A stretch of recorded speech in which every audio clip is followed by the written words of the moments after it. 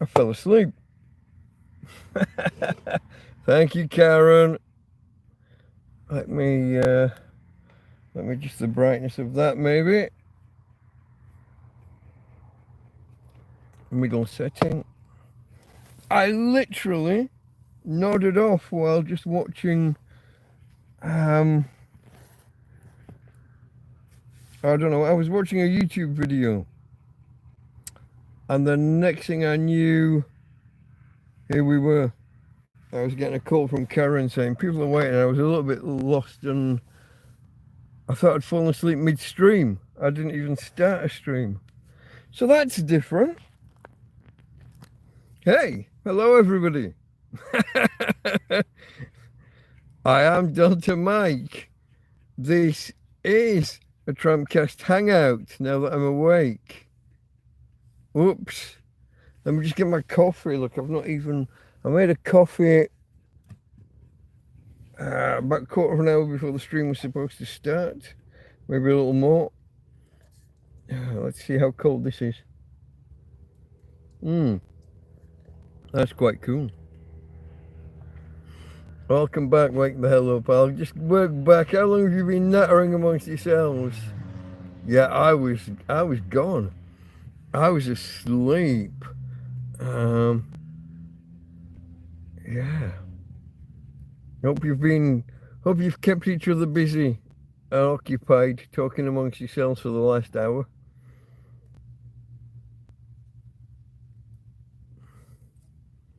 Just working back. Okay, so it's Frank and Martin, sativa breeder. Okay. Frank was down to his last cider for the evening. Yeah, I'm down to. I've got about 4 beers left apparently. Fuck.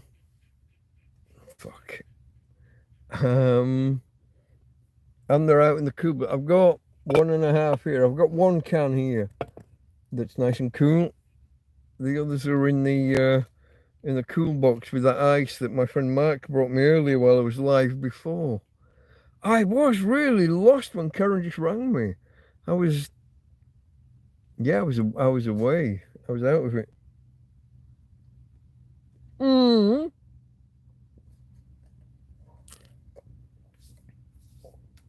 My cup's leaking.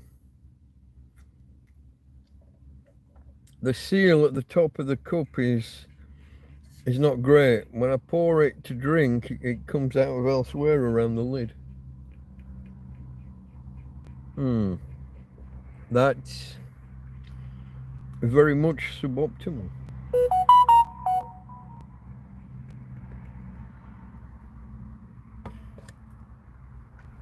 Very much suboptimal. Let me get the next coffee down and ready, because it won't be long before it's required.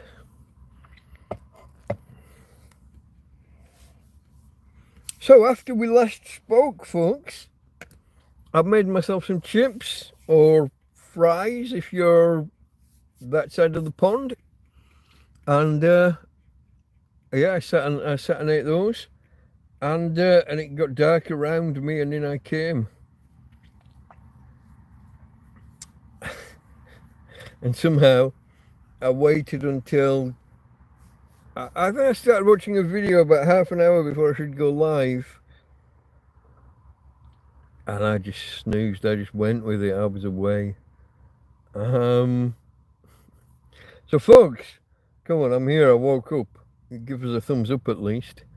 And I will rearrange myself. Hey Tina, you okay, babe? Tina's okay. Yeah. I will rearrange myself and try and sit up a little bit more. And or at least the phone's charged. Show you my girl.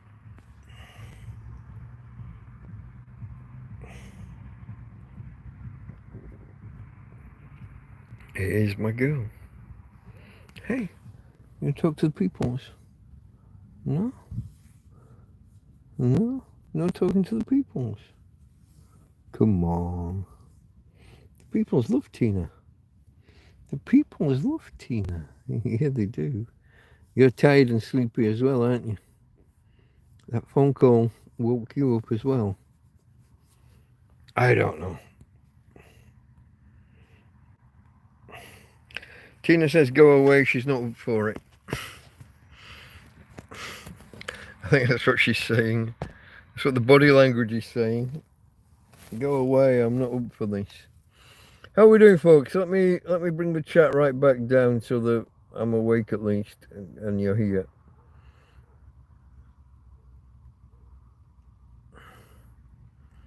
Welcome back, mate. Wake the hell up. Yeah. I'm with you. I'm with you. Karen's still here apparently.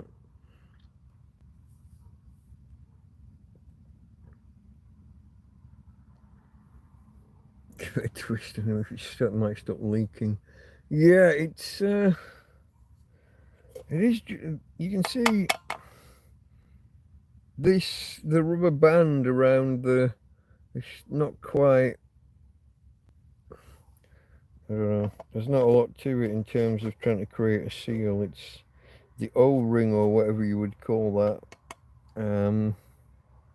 I guess that's an O-ring.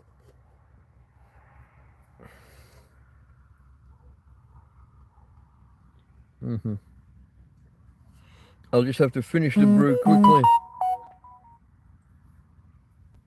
Oh, my friend Mark just shared a picture with me. I thought it's probably him at the beach. And that's the guy that called by earlier and brought the ice.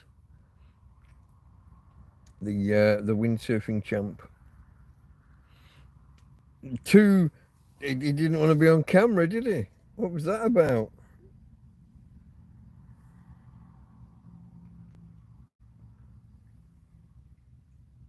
I don't know, folks. Let me just test this with the cup, see how hot this is. This holds its temperature a lot better. This one should still be hot.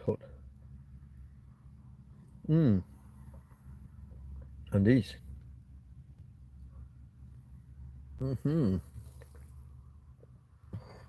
Hot.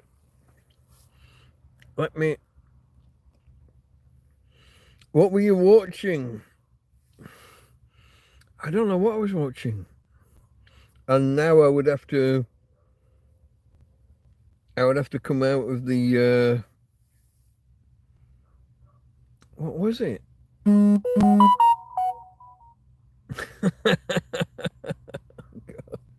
Okay.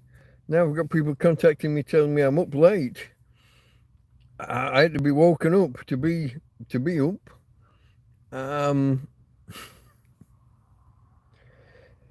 I probably had like an Asmongold. I think it's probably an Asmongold video that was on in the background when I nodded off. But I don't know specifically because I'm a bit groggy. I fell asleep. I don't know.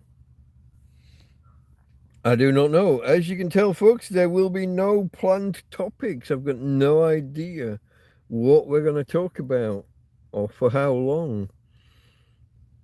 Good sweet Tina just wants a rest. Yeah, it looks that way, doesn't it?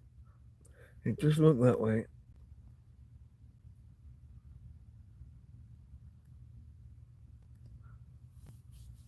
Yeah, I don't know, folks. I got coffee in my beard again because it didn't stay within the confines of the seal.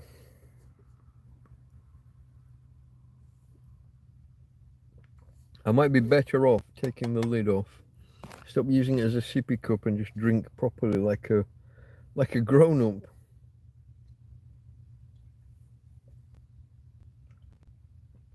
Toys we loved and lost.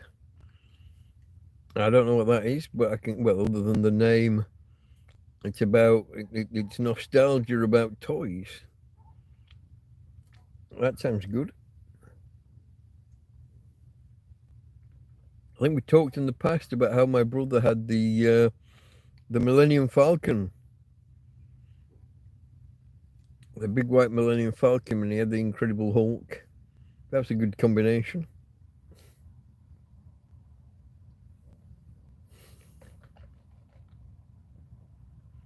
1970s Hulk from TV.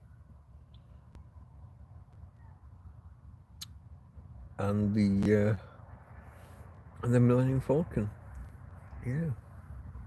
Let's think, when he was 10, that would have been 1985 or thereabouts. So yeah, a good era to be around for all the top toys. Oh, my kid brother. I talked about him a little bit earlier about when he was older and doing rugby. But when he was three, he had one of those pedal cars. You sit in the car and pedal, and but he had one with the police car with the light on or whatever. We lived on a caravan site for a little while, and he would stand there and pick up this entire car and just throw it over the fence, and we wouldn't know. He'd be away and gone. The police came to us one time and said, "Is this your kid?"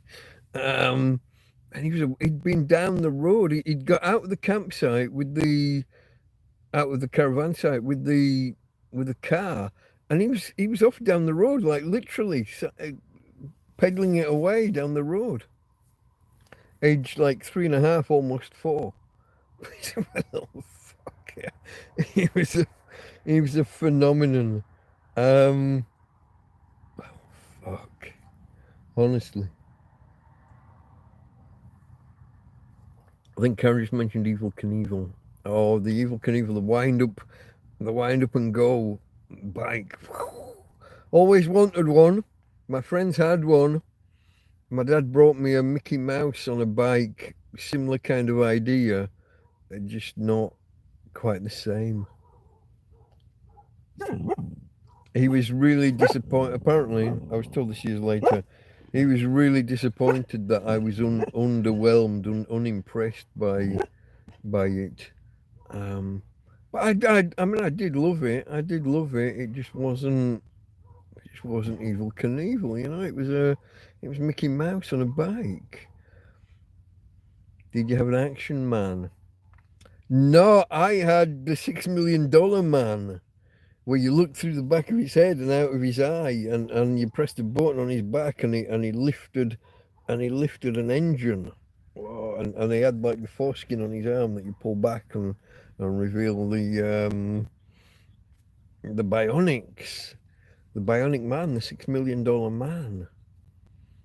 At school, we had Action Man. He was part of the set. Let's think. That school opened in 1973, November the 5th, 1970. It was late opening. We were 6 weeks. We were 6 weeks into the school year, and they had to move schools. And they had all of the new toys and things. Yeah. But yeah, they had Action Man. But I had the $6 Million Man to play with. That was my. What about you, Frank? What's your childhood toy or toys of memory, toys of note? Even when I took the lid off, because I'm now used to drinking it with the lid on, I'm struggling. See that? I got chocolate on my face. I'm struggling to drink now, even without the silly lid.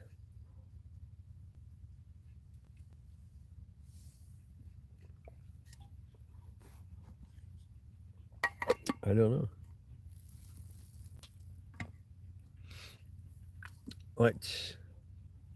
I'm going to do this. I'm going to move that to the back. I'm going to pick the light up and put the light up and on there. But this is the light that attacks me and knocks drinks over. So we got to watch out and be careful in case it decides to attack.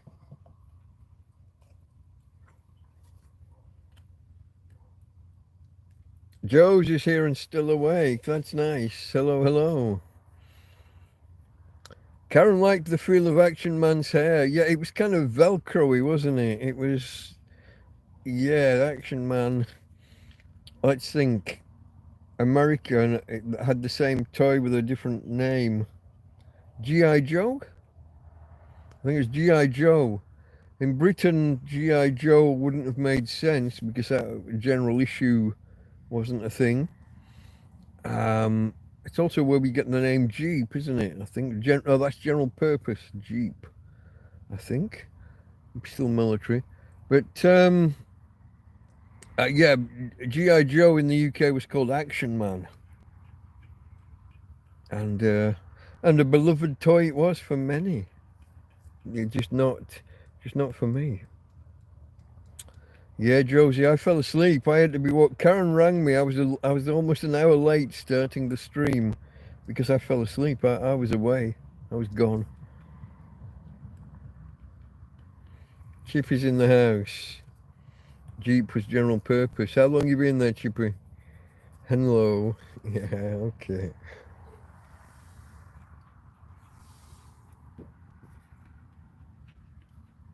That one got warm. That one's been open for 2 hours. Yeah,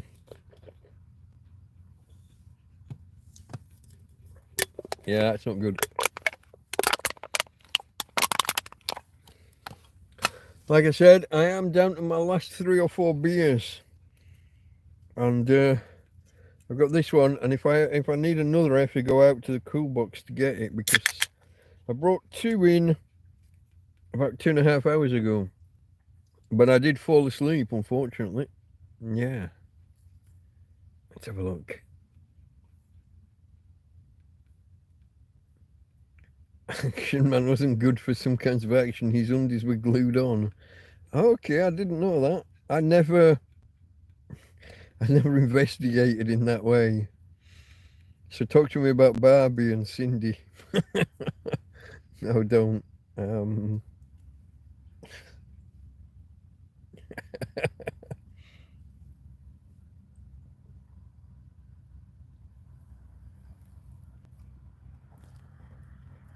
Oh, I got a belly full of gas apparently. Chippy just arrived. Okay.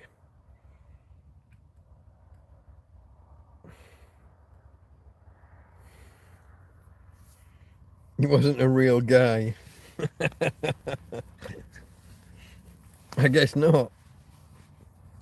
I guess not. Maybe that was like the beginning of the end. That was when society went all wrong. What was the doll my sister had that used to walk and talk, but you could feed it and you'd put it in one end and stuff would come out the other end? Was it Tiny Tears? There was a doll called Tiny Tears, but I don't think that was the one that was that realistic.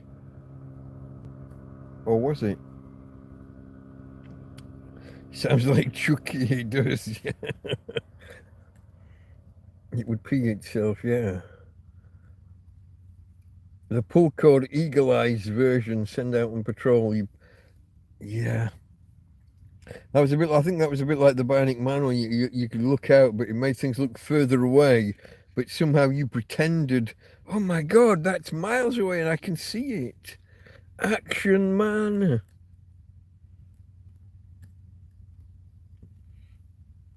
Baby alive, Karen says for the baby that peed and pooed itself. Okay. I do remember Tiny Tears, but yeah, that wasn't the one that was super realistic. That didn't do the whole. That didn't do the messy bit. Baby alive. Sounds right. I don't know. I think. What did my friend Michael had?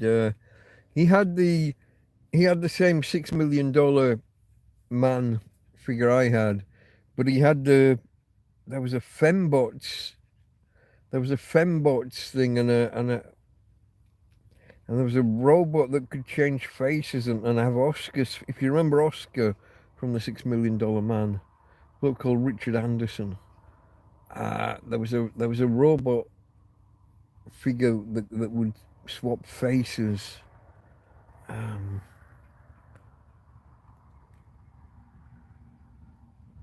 Oh, look at Chip. Chip. He's got all the inside info. He's got brand names and things.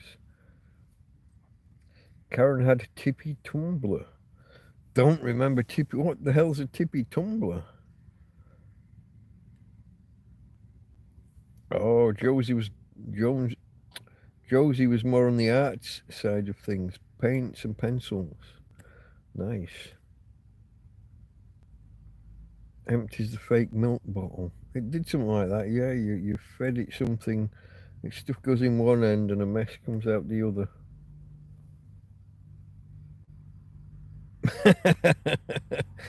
Chippy has Transformers. Microwave oven Transformers. But don't mess with magnetrons. Tiny Tears had a fake bottle, okay.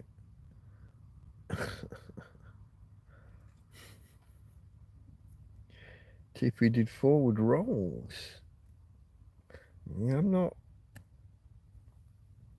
100% on this. I don't know whether I'm aware of the phenomena. Oh.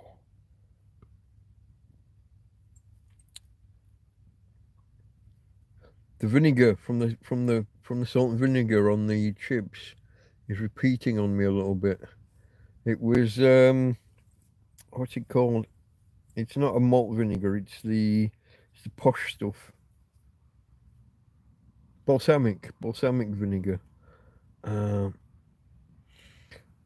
but it's the problem with the microwave is it's the capacitors and stuff, isn't it? When you open them up and the amount of charge that can be held in there.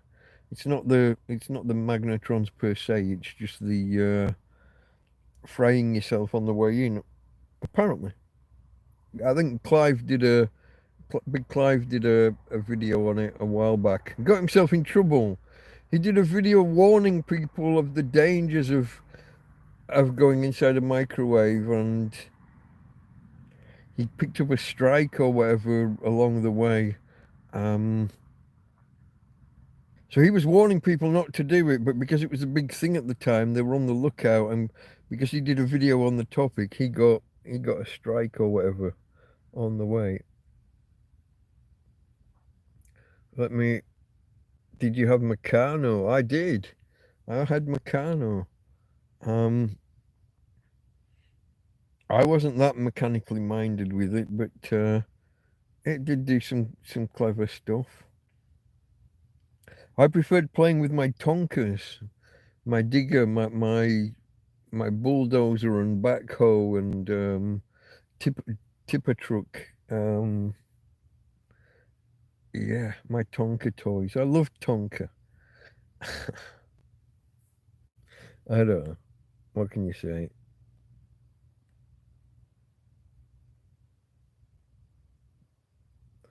So many spooky dolls in Britain. Maybe.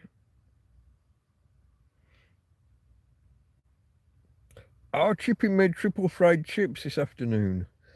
That looks like too much work to me, mate. I've always, my entire life, we just chip the potatoes, with or without the skins, and just throw them in the oil. That whole boiling, taking out, par frying, taking out, putting back in even hotter oil. Oh, that's a lot of work for a plate of chips. It's too much work for me.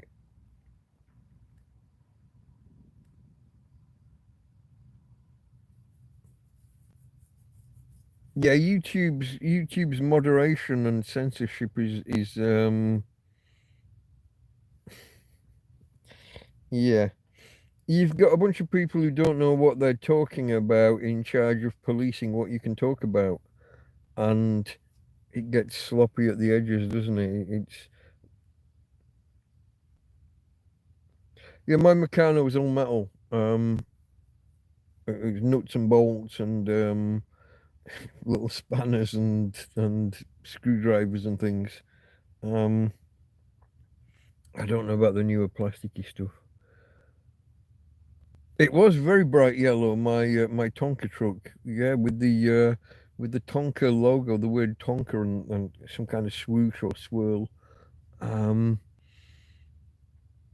and I used to any toy cars I had, we would smash together. It's just what we took this car and that, and my Tonka always won because it was bigger than everything else. It beat the lot.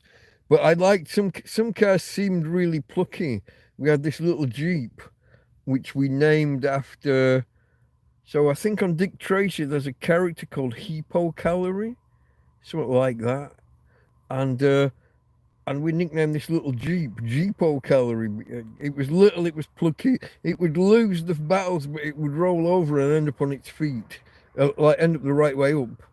And me and my brother, we just loved this fact that this little Jeep, didn't matter what you did with it, it either won the fight, or even if it lost, it rolled away and survived, stayed the right way up. Little Jeepo Calorie. I don't know the name. I don't know why how we got there, but the bright yellow pickup, yeah.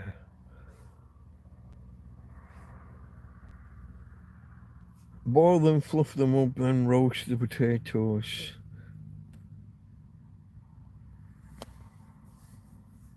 Doesn't take that much. Doesn't take that much work. No, the triple cooked chips. Okay. Lots of Lego Technic, Josie's saying. What do you know? I'm not sure that Lego Technic was even invented back then, was it? But yeah, we always had lots of Lego, but it was just a random. There wasn't specific plans and instructions to build anything specific. It was just a bucket full of bricks and away you go. We used to build planes and spaceships, and we'd do the same thing. We'd both build spaceships, me and my brother, and then we'd smack them together. It's all we did. We smashed toys together, and if it didn't survive, it was shit, and if it did survive, it was good. Um, I've told the tale in the past of a neighbour who bought me I think it was a birthday present, and before they'd even left the house, like they sat talking with my mum for an hour. I'm at the top of the stairs and I'm smashing cars, and this couple are um they're upset that their brand new toys getting smashed against other toy, a set of toy cars that they got against toy cars that I already had, and they were just head-on collisions and getting smashed and rolled down the stairs. Um, yeah, brand new toys, and within an hour, they're dented and chipped, and they're rolling down the stairs. They're getting thrown away, and yeah, broken is the word you're looking for. Read YouTube censorship. You're not wrong, Chippy. You're not wrong. Meccano over here from Mattel. Yeah, could be. Plastics was a knockoff. Okay.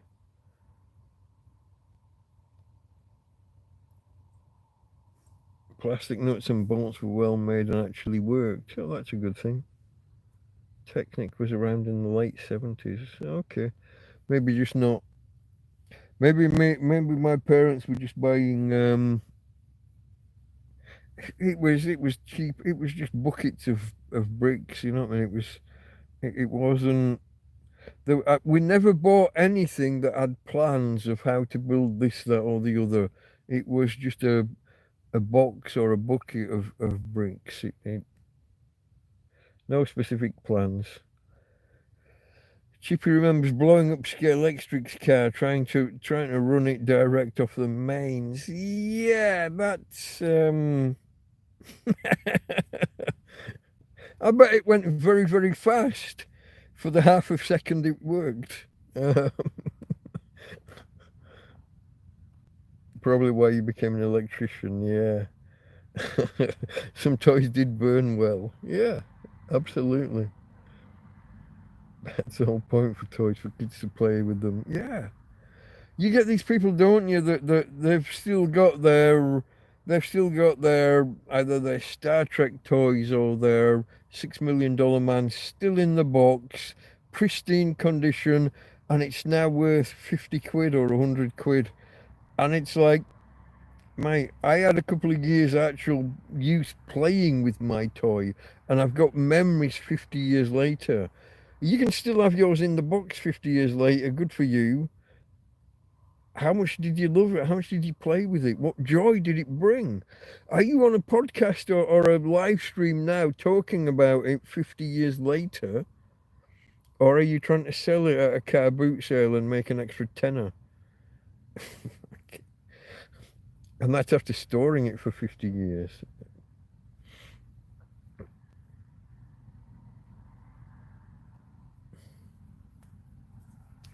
Tonka with the trucks and the real metal we had here in the US. Even had Meccano, but it was called. Oh yeah, it was called Erector Set. That's right. I knew it had a different name. I couldn't bring it to mind. Um, the box of random bricks, the most fun. We enjoy. I mean, we built all sorts, but it was all just blocky crap. I mean, it was you're building buildings and block, and you get the base, you get the rectangular base, and you've got all the multicolored bricks. You might do red and white, and build a building, and then drive a car through the middle of it and see how much it takes to smash. Does the Tonka truck smash the Lego building, or does the Lego building withstand it? It all boiled down to destruction. It was all, it was all. Can we smash this? Can we smash these things together and just something survive? That's so much of what playing was. Um, oh, it didn't mains AC. It just sat there and exploded. It didn't. It didn't. It didn't shoot off half the length of the house on fire.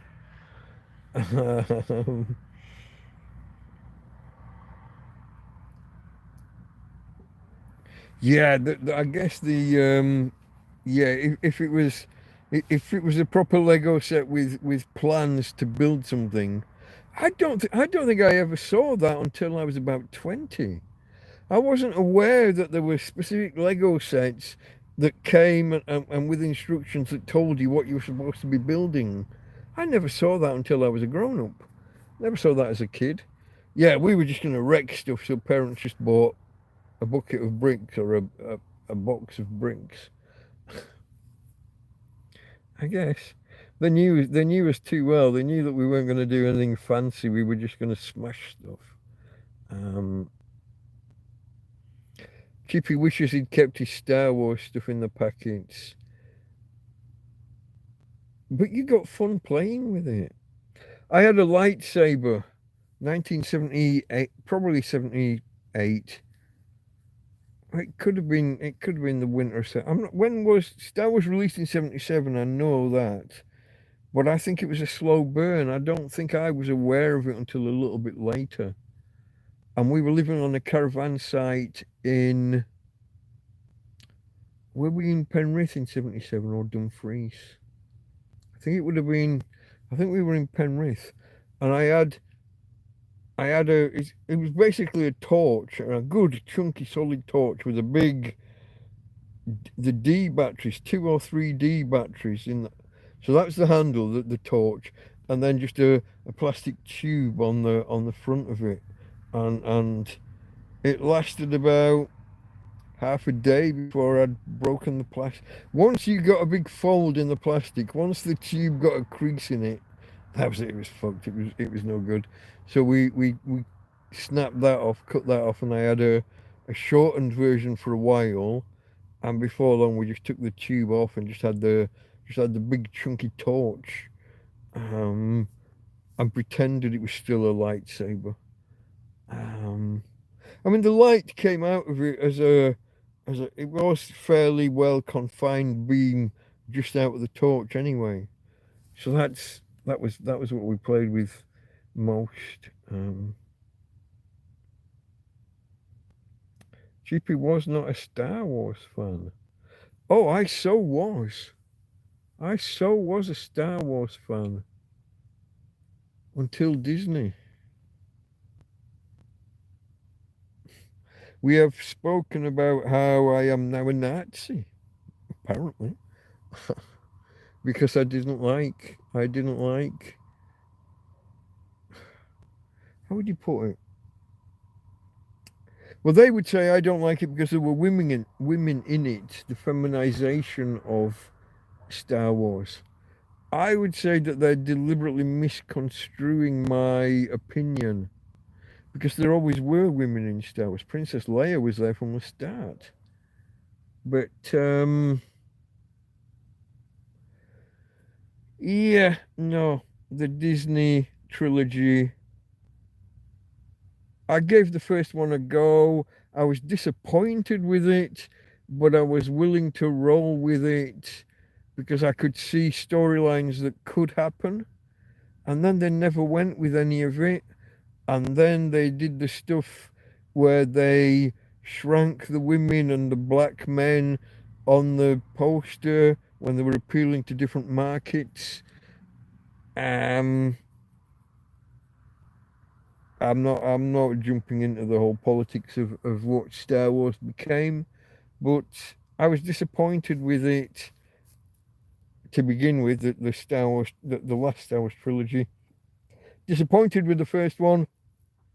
I thought the second one was an absolute abomination. What they did to Luke Skywalker was just criminal. Star Wars was a boy's own story, a boy's own adventure. It was about the little boy. I mean, he's a teenager, but forced, because his parents were killed, forced into a journey, into that what should have been the heroic arc, and growing and having battles and setbacks, and then growing and winning, and forced into a battle he didn't want to have, and winning despite all the odds. It's the classic hero's journey. That's what Star Wars was. The first one, the first trilogy. The second trilogy was trying to cover the backstory, and they had some difficult terrain to cover because Luke's father had obviously disappeared from the story. We all know why and how now. But when Disney took over, and the Disney trilogy wasn't for me. It literally, in their own words, it's not made for you. No. Because I'm a man and I was looking for a hero's journey. It's not made for me. I've gone off on one, folks. Tangents from tangents, but I'll dip into the comments in a minute and see how badly you all disagree with me.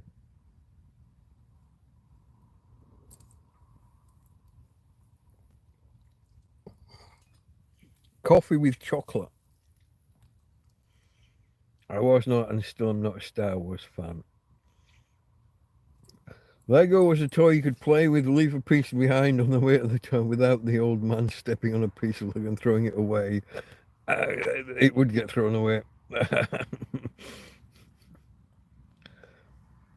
Building the tallest possible Lego towers and then destroy them, yeah.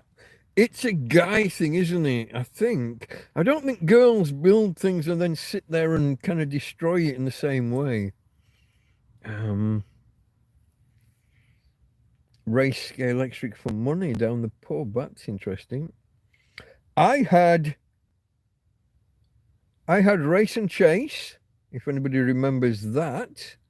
It's like there was like a figure eight, and there was a seesaw kind of bridge, and you could either go slow or fast. There was a cop car and a normal car, and it was very Americanized, but did that.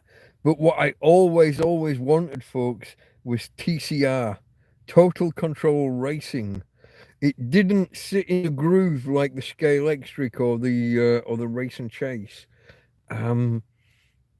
you could push a button and the cars would change direction. Race and chase. I'm fairly sure that's what it was called. I think we got one in the end. But years later, years after it had been after it had been a big thing.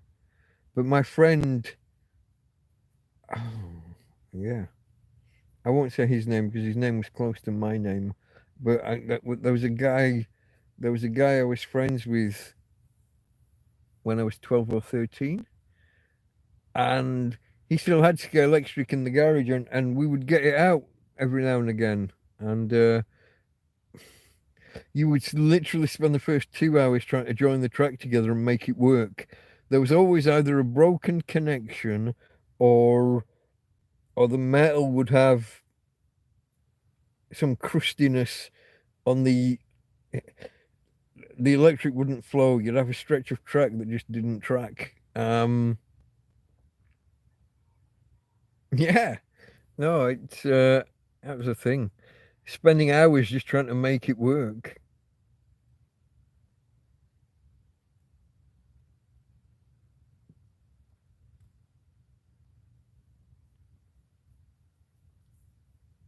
Sky Electric had the slot, yeah. Yeah, I think you did just call them slot cars. I'm not sure you had the same brand.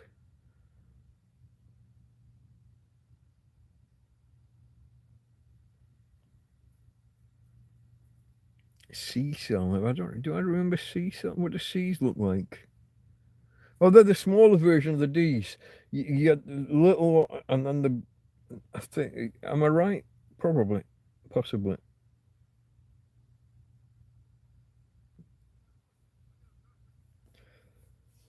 Frank and his brother wore through so many pickup leads for the rails on the cars. Would wear gloves in it so bad it would sling sparks. What grooves? Not gloves, grooves. So bad it would throw sparks. Okay. Yeah, we could have had different brand names and things, Josie, for some of these things. Oh, Chippy was put off from Star Wars by the fans. They were a bit rabid. They were a bit.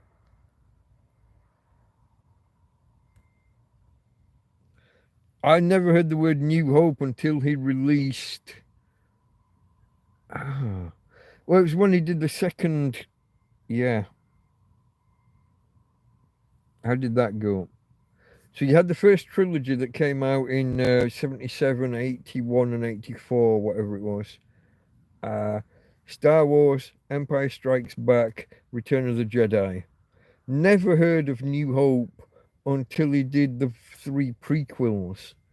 And then we had to pretend that the original Star Wars was episode 4. I didn't like that. I didn't like that. But yeah, yeah. Didn't help by constantly retconning it. Yeah, yeah. Um, to the point now where you can't get the original trilogy in its original form. When he brought out the three prequels, he then messed about with the original three and called them special editions or something. And now you can only get the special editions. You can't get the original.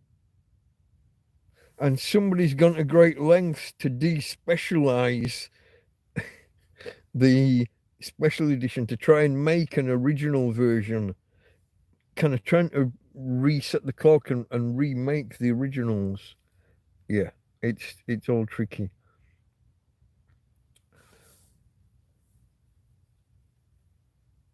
Chippy saw Return of the. It was one of my first films that I went to kind of alone as a teenager. Not alone, I went with friends, but unaccompanied by adults. That was one of my first Return of the Jedi. Um, Somewhere around 83, 84, whenever it was. Yeah. Um, I didn't see The Empire Strikes Back for many years. I'd seen Return of the Jedi in the pictures way before I ever saw Empire Strikes Back. I think it just took a long time for films to make it to TV. So in the 2 or 3 years between the two, I'm not sure it ever made it onto TV before I went and saw the film at the pictures. It just didn't. It didn't happen that way.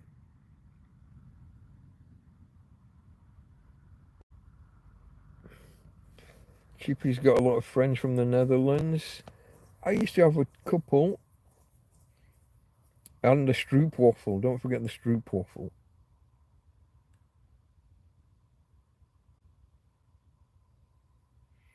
The smell of the ozone from the slot cars. Yeah, yeah. John Aldwinkle, hello, hello. That was at, does that say 28? It's currently 35. I'm only 7 minutes behind. Here I come, folks. I'm coming forward. I'm coming forwards. Oh, I was looking at Josie and it jumped and I'm lost. I'm lost. I'm lost. How far back? Oh, there we go, Josie. Me and my sister did build things with Lego, let it stand for a week, then break it down to put it back in a big container. Okay. And we used to literally just smash things in. We would crash boys, I think, you know what I mean? We would crash trucks into it to make it fall down. It should be no surprise. I was into model railways, says Chippy. The Hornby model, the Hornby 00 gauge model railways. It was kind of iconic. Again, though, we would set stuff on tracks headed for each other. Is anybody noticing a pattern? We'd put stuff on the tracks headed towards each other and wait for the crash. It's what we did. It's what we did.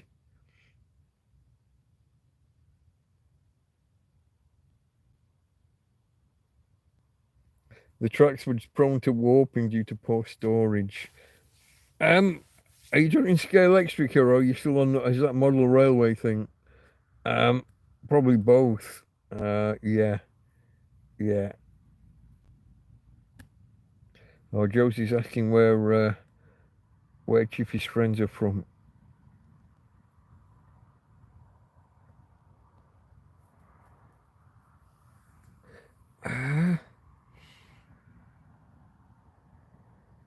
Yeah, I attended a conference in Holland in a place called Kerkrade. That's the one I was talking about the other week where I was talking about being alone in a crowded room. It was one of the loneliest moments of my life. I'm at a conference of people who are all into Joomla, JOOMLA, the content management system. And I've had a great night out with a bunch the night before, and I walk out into this courtyard the next morning, and there's just loads of people all in little groups talking to each other.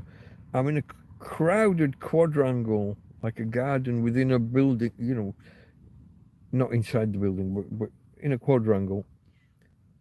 And everybody's in their own groups already talking, and I'm just alone in a crowded place.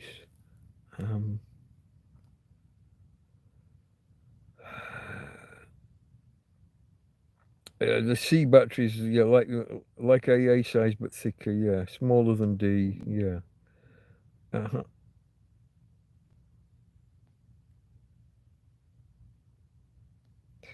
See, this is how far behind what Chippy's talking about. It was never a New Hope. I never heard the term a New Hope until, I think, until the Disney trilogy came out. I don't know. Yeah, it was just there was Star Wars, there was Empire Strikes Back, and then there was Jedi. Yeah. And Han did shoot first. I believe he did originally. I think someone did a freeze frame and showed it, but they argue about it now, don't they? And I think even Harrison Ford changed his mind. Harrison Ford's a bit of a dick. he's changed his mind on a lot of these things. Like, I'm going to forget the name of it again. What's the one with the robots and he's tracking them down? Fuck. Rutger Hauer was Roy Batty. Blade Runner. Yeah, I got there. I didn't need you this time. I got there. Blade Runner. He's changed his mind on. He hinted all this time, like for 20 or 30 fucking years, he hinted that the Harrison Ford character, the Blade Runner, was himself a robot. He hinted at that for 30 or 40 fucking years. And then a sequel comes out and there's money to be had. Oh no, he was never an android. Yeah? If he wasn't an android, how come that other fella was making fucking paper unicorns that were from his dream? How did that guy know his memories and his dreams? Bah. All right, I was supposed to be working my way forwards. Chippy saw Labyrinth unaccompanied. I don't think I've ever seen that one to this day, or maybe I watched it once and didn't get. Well, you got thrown out for mentioning you could see his Willie. There you go. Yeah, you see, back then it was 5 years from cinema to TV. Yeah, so you could go and watch sequels before you've even seen. Yeah, you could go and watch the third in the series before the sequel's even been on TV. Yeah, Stroop waffles sound nice. Yeah, the syrup waffles, the syrup biscuits. Yeah, love them. When I was first offered one by a guy, he kind of had that cheeky look about him. I thought I was going to get to the airport and be in trouble. You know, I thought he was offering me something a bit more naughty than just a syrup biscuit. Yeah.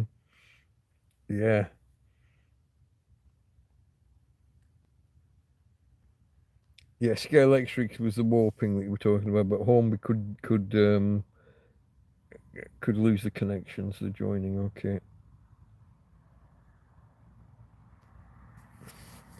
And America, it sounds like they don't have Hornby. Tycho H0 scale train set. Karen woke me up and now she's off to bed. What time? 38? Does that say 38? I'm 4 minutes behind. She's probably gone already. Good night, Karen.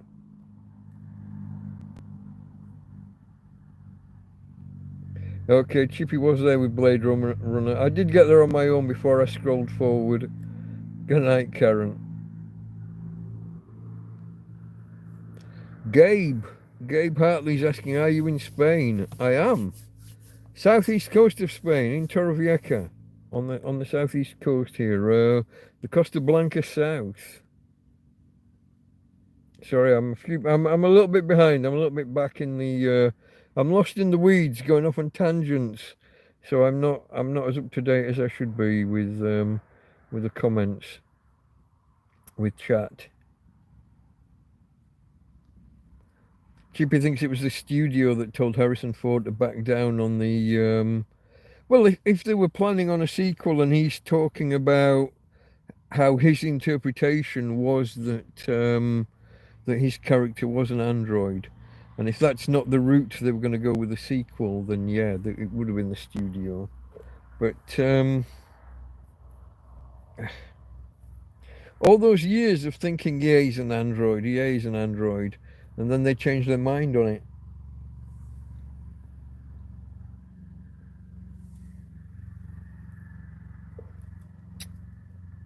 I said a couple of weeks ago how I got in a heated debate with a friend who told me how he knew all about Blade Runner. He was an expert on Blade Runner, and he didn't even know that there were like the 4 different releases, and he'd never heard of the one with the happy ending where they drove off down a road through the woods and went to kind of live happily ever after.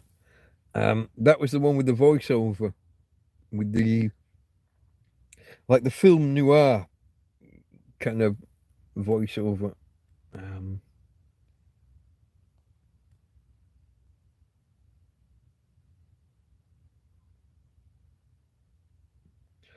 Only on St. Patrick's Day, says Gabe. I'm not. What is there? Have I missed a reference there? Are you in Spain? Only on St. Patrick's Day, March the 17th. Not sure.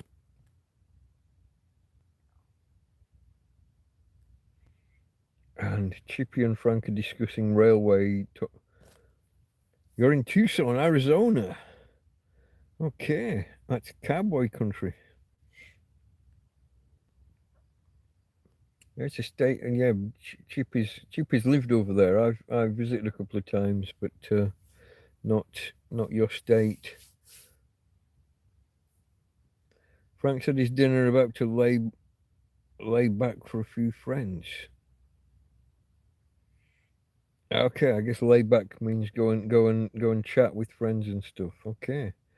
Catch you later, Frank. Check in and see whether we're still here. I'm not sure whether we will be, my friend. I had to be woken up just to get out here, didn't I? I'm not sure how long I can keep going. GB spent 5 years in the States, but never got to Arizona.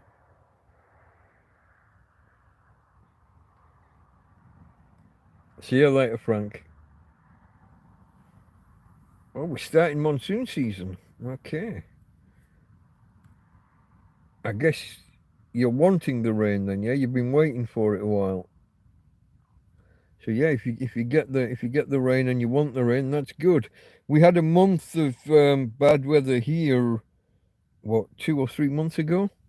I got behind with doing my live streams. We got behind, and we just got on top today. We just caught up and got back on track. So each week I do a live stream on a Sunday afternoon, talking about supposed to talk about the 7 days just gone. And for the last month or two, I've been talking about a week or two previous because we were behind. And I did an extra couple of programs this week. So today I was finally able to talk about the 7 days just gone. Got back on top for the first time.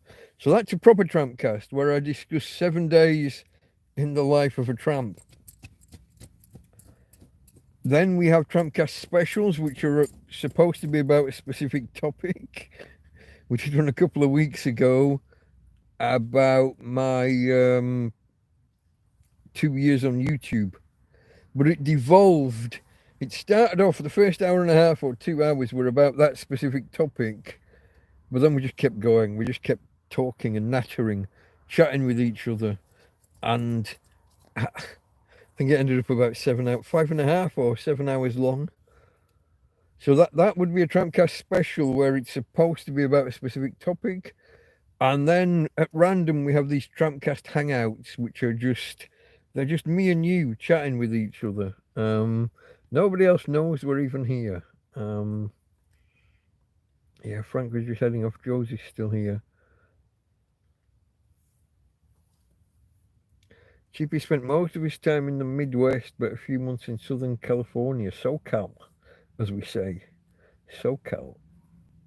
That was brutal. Then he arrived and it went sideways. Okay, Gabe stumbled across the channel a year or so ago. Still following. Nice to check in periodically. Yeah, well, you're very welcome. Thank you for joining us here in chat and joining in. I know a lot of people cycle in and out and just watch in the background. I see the numbers coming and going. There'll be 2 or 3 of us in chat, and there'll be 10 watching the stream.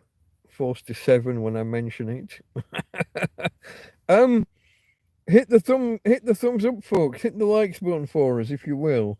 It's always nice just to give YouTube a clue that that there are people here and that it's enjoyable. Of course, yeah, Josie's still here. Yeah, Chippy has this effect. I am now caught up with I am now kind of caught up with chat.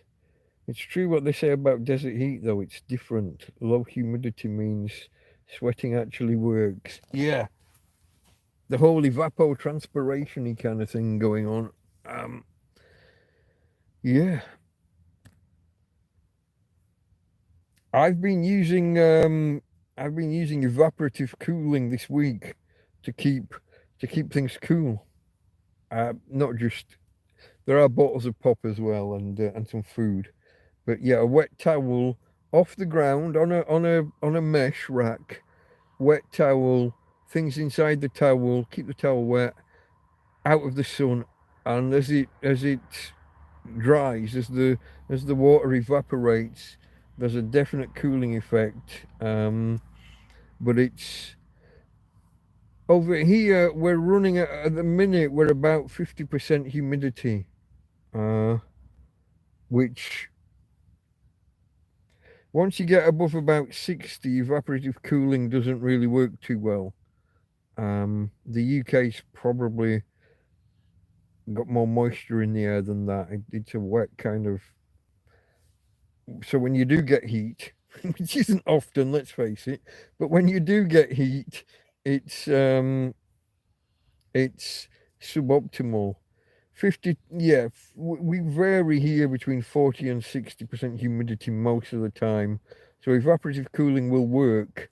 It just, if it gets higher than that, it's more tricky. But my cool box, I am gonna have to get you guys to talk me through what to do about my cool box. It's not working for me. It's taking all my power and not delivering in terms of coolness, in terms of cooling. So I'm gonna. There's a gasket or a rubber seal around the inside of the lid, and I haven't taken it off. But I've got a feeling that if and as and when I do, there might be some screws or something under there somewhere where I can get into the lid and into the lid and get inside the mechanism, because I think it's clogged with dead insects. Chippy just said something. Been brutal the last couple of years. Yeah, some American streams that I watch, Nerdrotic, as is in the UK. The Americans came over to visit their English counterpart kind of thing, and they happened to pick like the warmest summer in forever, and the lack of aircon took them aback. The lack of aircon and just how stifling the heat was when it was warm, because it's humid and warm. They were struggling. They'd all been joking for years about, oh, it's the UK, it's always cold, it's always raining, da da da. And then they come over here and sweat their balls off and can't cope with it. And these are people from like Southern California, and that was Gary Nerdrotic, came from California, moved to Texas, and then came and visited Britain, and it was too hot for him. guy from California stroke Texas, and the UK was uncomfortably hot for him. If it's a Peltier cooler, they're horrendously inefficient. Yeah, but worse than that, it's got insects clogging the workings. So yeah, I think it's just surfaces, isn't it? It is just about heat differentials on two sides of a strip of metal or whatever, and but something's got in there. I'd left food in the cool box. There was an infestation. I've cleared the box out. I've cleared one side of the lid. On the underside of the lid was like a plastic box with a cooling fin and a little fan. But on the other side of that surface, within the lid itself, is a proper big fan, and presumably some sheet of metal that does the actual heat differential thing. The Peltier device must be that side, and I think it's all clogged up with insects, and I think that's what's making it not work. Last year it would get down to 13 degrees, and that was while it was inside the tent that was 38 degrees. So you had this 25-degree differential between the temperature here and the temperature in the box. Now it's outside, it will be like 25 or 28 degrees outside, and the box only gets down to 20. So there's like a 8 degrees, maybe 10 degrees at most temperature differential. Something's gumming up the works, and I think it's a hive of insect bodies. But I don't know what to do. I don't know how. I'm not that technical when it comes to taking stuff apart. I'm limited with what tools I do or don't have. At the minute, I do have a friend's set of screwdrivers, but only Phillips head, not flathead. I have got one little flathead screwdriver here somewhere, I'm not sure where, and there's a set of pliers. And that's about my limit for tools. And I need to get into that lid and get inside and clean it out in some way. So I don't know. You're just inhaling warm soup. Could be. You need to cool the hot side, yeah. Well, the hot side's probably what's got gummed up with the insects, yeah. Josie loves the weather in Spain in general, not just the warmth. Yeah, me too on the whole. But that month of rain that we just went through, when my tent was bust and letting in all the water and I was laying in a pool of water, that wasn't fun. But yeah, if you're in a building that's watertight or a tent that's watertight, Spain's okay weather-wise. I do have a playlist called "The Rain in Spain Falls Mainly on Me," because me.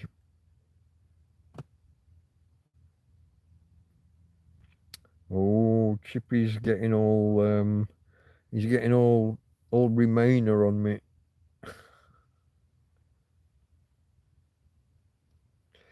I'm a poor European, never been anywhere in the EU other than the UK. Is that true? You've not done Spain or France or whatever.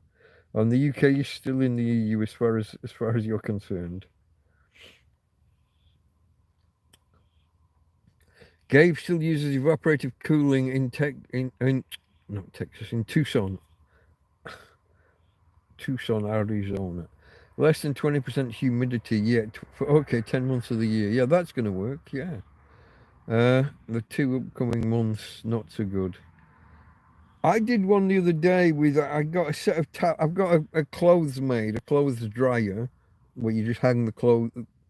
And I got 3 wet towels, and I hung them up and down, like ripples over the different strands of the cooler. And I put the fan at one end and had it blowing through the ripples in the towel, and cooling. And it felt cooler to begin with, but after a while I couldn't really feel the difference. But I think that's because the tent would be, as the day goes on, the tent would be getting hotter and hotter and hotter. So the cooling effect would kind of be lost or negated by the heating effect. And also I got 2 doors open, so I got a cross breeze going across the fan anyway, which is going to reduce the feel of it. And it just took up an awful lot of space, because having the clothes made end on to the fan, and then the clothes made, it just took up too much space for me and my dog to lose all of the floor space in the living room and just be at this end of the tent. Didn't really work for us. So didn't do that after. Oh, Chippy's not English, he is European. Okay. Chippy misses real thunderstorms. He had a decent one the other day. Lightning struck the tree across the road and frightened the crap out of everybody.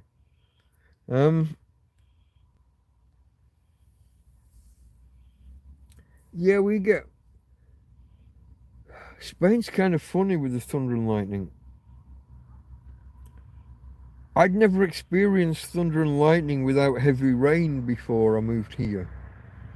But we get a lot now with where it's in the distance and you're seeing and hearing the thunder and the lightning, but it's not raining on your head.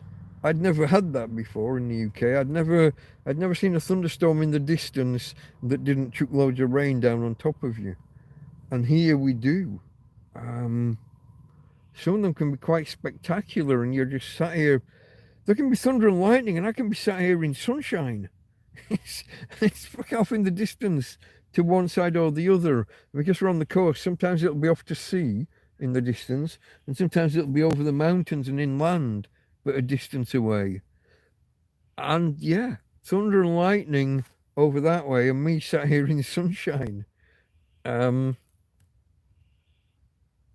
we had the one the other week.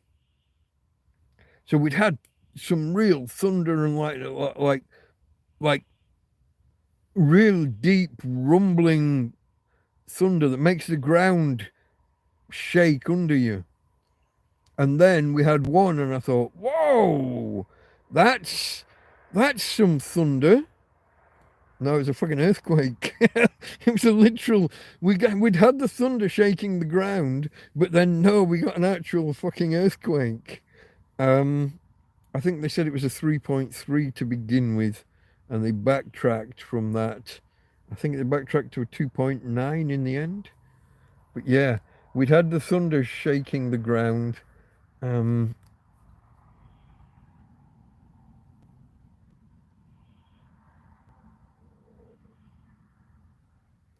Yeah, okay, working forwards.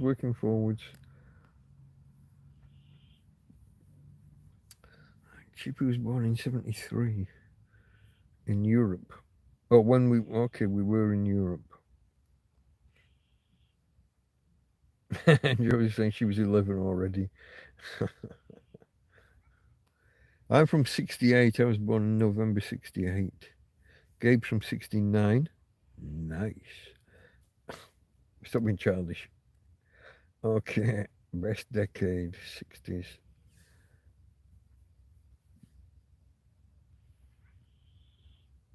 Chippy experienced a lightning strike out of a plain blue sky, a clear blue sky, yeah.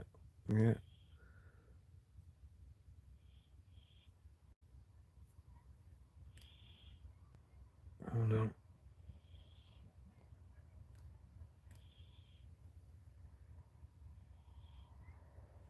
Yeah, okay. The times before computers and mobile phones and the internet. I remember all these separate things coming along. I remember before microwave ovens. I remember certainly before computers and the internet. First experience with computers really was computer games, or TV games as we called them back at the time. My friends had Ataris. We had Spectrums and ZX81s. I had something called a Philips G7000, which went by a different name in other countries. And then computers, mobile phones happened in parallel. Sometime through the 80s, they became a thing with the yuppies, as they were called, that were all on the stock exchange. Buy, all by trading stocks and shares. Back when phones were as big as a brick with an aerial sticking out of the top, and they were that big, literally. I worked in London in '89, and they were still quite large. The phones, not that large, but they were still sizable, and they were still shaped for your head. They had that bend in them that came down and had and went off at an angle, so that you could put it to your head and be like that. mobile phones and texting, and yeah, and then 94, I think, when 93 or 94, when the internet became kind of public and people knew about it. Uh, I should differentiate between internet and web, because the internet had been around since the 60s, but the World Wide Web went public in the mid 90s. Yeah, all of that, for good or for bad, it's got a good side and it's got its negatives. Um, talk to people all over the world. Yeah, you're going global every time. You used to start the thing up, and back in dial-up days and stuff, there was a noticeable decision to kind of go online. VCR, says Gabe there. Yeah, the video cassette recorder. Video cassette recorder. God, and before that, just cassette recorders, tape machines for music. Back when music came, and there'd be like approximately, what, 30 or 45 minutes of music on one side of the tape, and then you turn it over and you got like 10 songs, maybe, if you're lucky, on each side of a cassette. But then video, VCRs, and then microwaves, and heating your food up. Ping. Yeah, all of that. Social media has messed us up, and yet here we are chatting and talking to each other about it, using it. We're kind of using a form of social media to diss social media and to say how bad it is. And yet here we are, Motorola brick phones. Yeah, those were the ones, the grey and black, and with the fixed aerial on top. Josie did love her Motorola, but here we are talking about shit phones and how it ruined the world and the internet and all of that.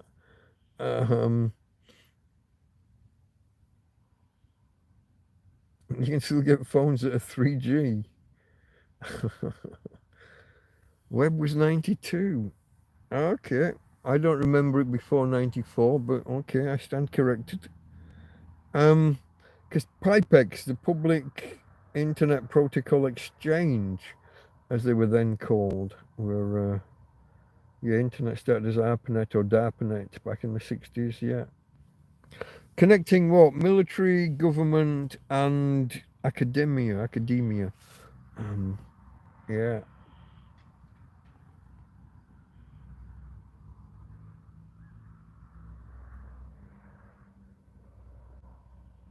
If you walk on the street and greet people, say hello, they'll look at you like you're from Mars. I guess in some places, London used to be like that. I lived places in London, moved about a little bit, but I didn't know who the neighbours were. Sometimes you might see someone, when I would come home from a night shift, they'd be leaving, and maybe I would actually see the person, but they didn't talk. But I might get a little bit of an awareness of who's who. But you live there months without actually speaking to anybody. I've told the tale before about how I saw nuns elbowing people out of the way so that they could get on the tube, get on the underground. Nuns learnt to give it some with the elbows because everyone else was giving it with the elbows. I'm sure Jesus wouldn't be impressed.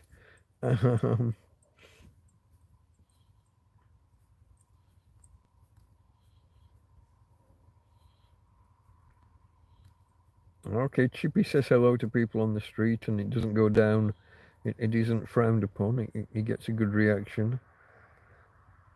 Gabe was on the internet around 95. Yeah, I started uni in 94 and Netscape, whichever one it was, with the ship's wheel.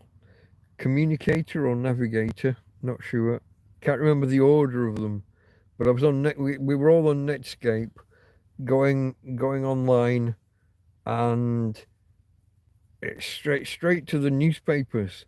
To me, it was mind-boggling. My university library would be 2 days behind in getting hold of some of the newspapers, um, like the Financial Times or just the Times or the Telegraph.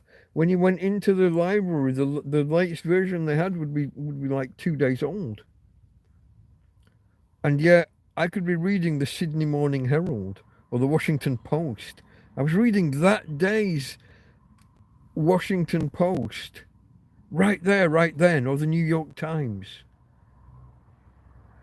My university library would be 2 days late getting a copy of the fucking Times, what you might call the London Times in America.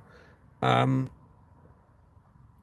my library would be 2 days old getting, and I'm reading that day's Washington Post or New York Times, Sydney Morning Herald, whatever. It was a revelation to me. I mean, the formatting, looking back, it was text heavy. I don't even think we were using tables at the time for layout on websites. But that's when I started messing with HTML and building my own web pages and learning how to do the searches, because this is pre-Google, before Google. So you had to learn Boolean for your commands, for your searches, with the ors and the nots and trying to exclude words. And by default, searches were OR. So if you search for National Health Service, pages would come up that had any one of those words, but not necessarily all three. So people who were trying to do research for their dissertations or essays or whatever you want to call them, they were typing National Health Service and National Hockey League and National Football League, what would be coming up rather than National Health Service, because they didn't type National and Health and Service as these different search engines required at the time. So I made a little business helping people searching the internet. Where am I? They're going to live by what they see on all those Facebook, Insta, Snap, yeah, all of the TikToks, as Chef Jean-Pierre would say. Go get, if you're not into it, go away. Go get on TikTok. They'll tell you.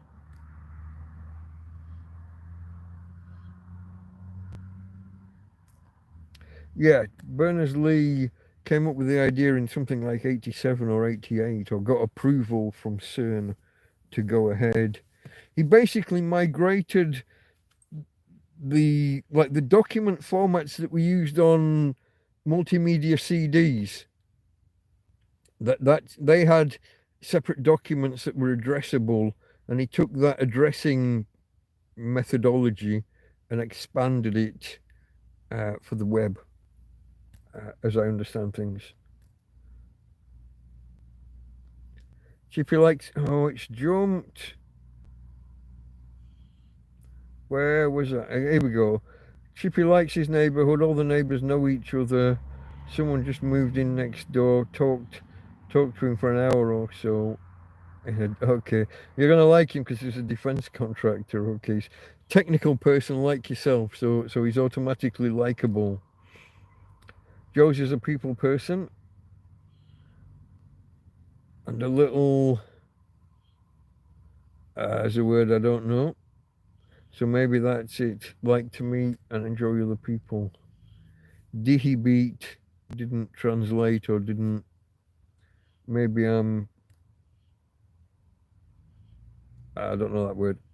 Netscape Navigator was the browser. Communicator was the email client. Okay. Digibeat. I guess that's a digital. I don't know. Chippy's a bit autistic, so talking to random people, he's not in his comfort zone, but saying hello doesn't hurt. That's nice. Links, I remember the text-only browser. Yeah, it was talked about. I don't think I ever saw it, except on like documentaries or some of those early. I don't mean documentaries, but you would get those informational TV programs telling you how to use the web and stuff. The BBC had one. Can't remember the names of the guy. You had that guy with the dark hair, and you had another guy, a bigger gent with the glasses, James. I'm not going to get there. I'm not going to get it, am I?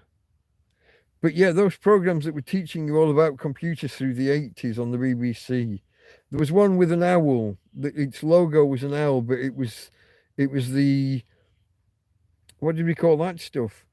When you made a picture using just A's, B, C, using the letters, using the alphabet. There's a word for it. And I'm not going to get there, am I?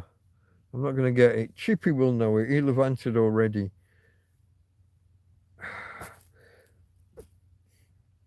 When you make art using letters, just when you had dot matrix printers and you could make things just using normal characters, but the BBC program had an owl as its symbol, but the owl was the text. It was, I don't know.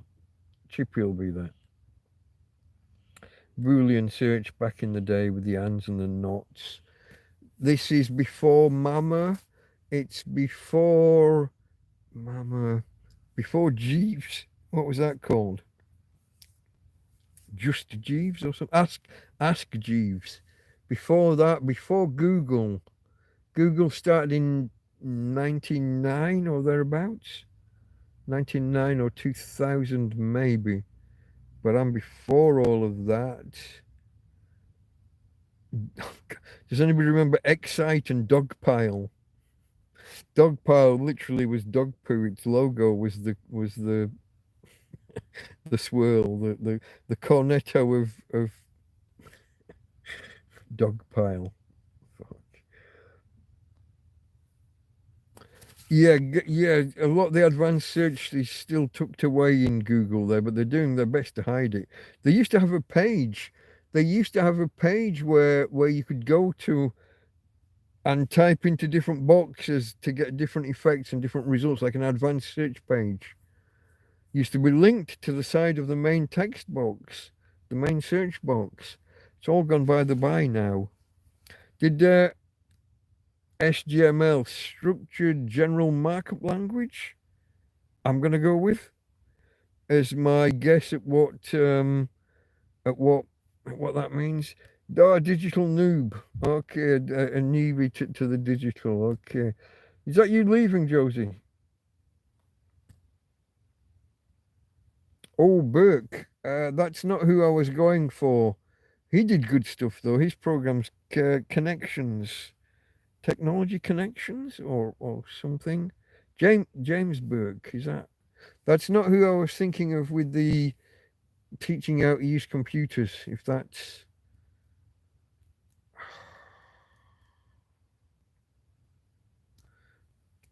I'd have to leave this and go look, because they are available on YouTube, some of those 80s, 1980s and 1990s programs telling you about what's coming computer-wise.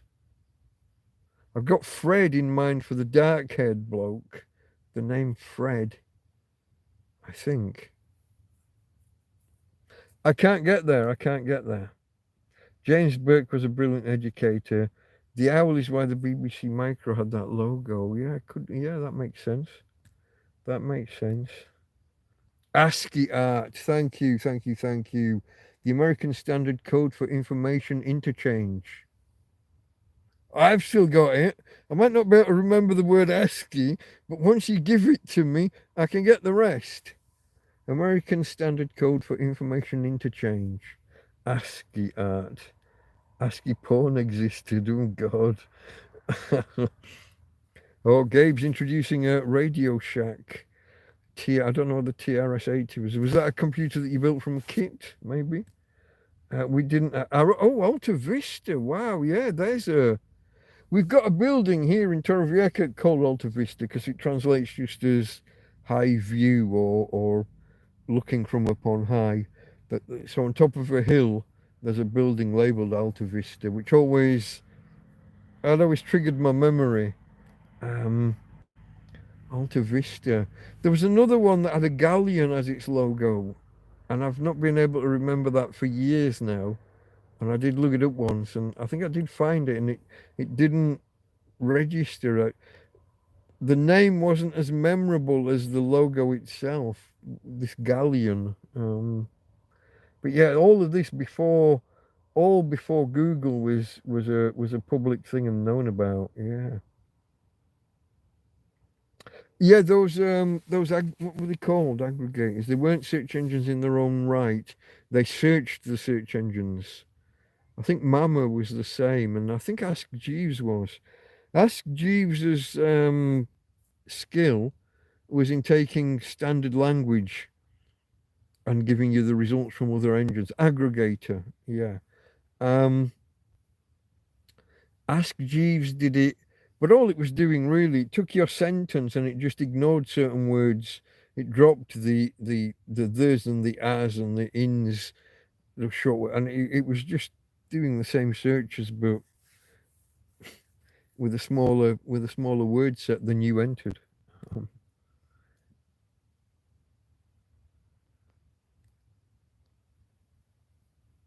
Technology Connections okay. These I do watch this channel. Yeah, you're right. I probably it was just called Connections. Okay, Technology Connections is the YouTube channel. The one he does love his fridges and freezers, doesn't he? Goes on and on and on.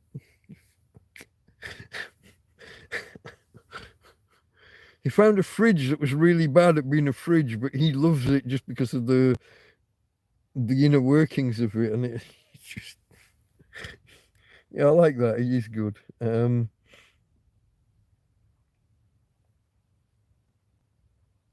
on, what have I missed here?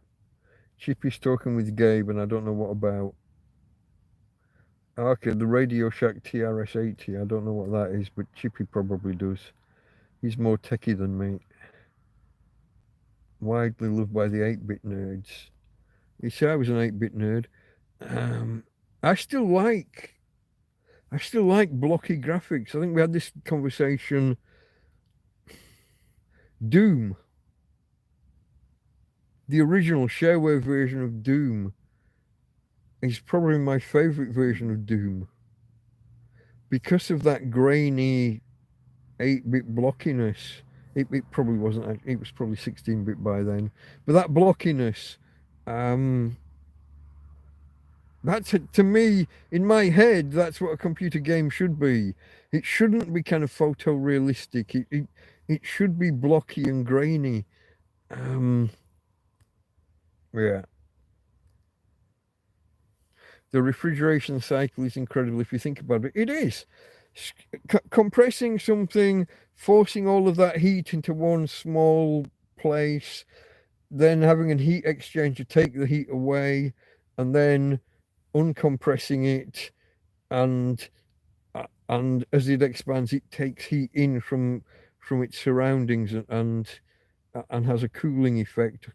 And keeping those two sides, the hot side where you're dumping heat, and then where you allow it to uncompress or decompress and do the cooling thing. It is very clever.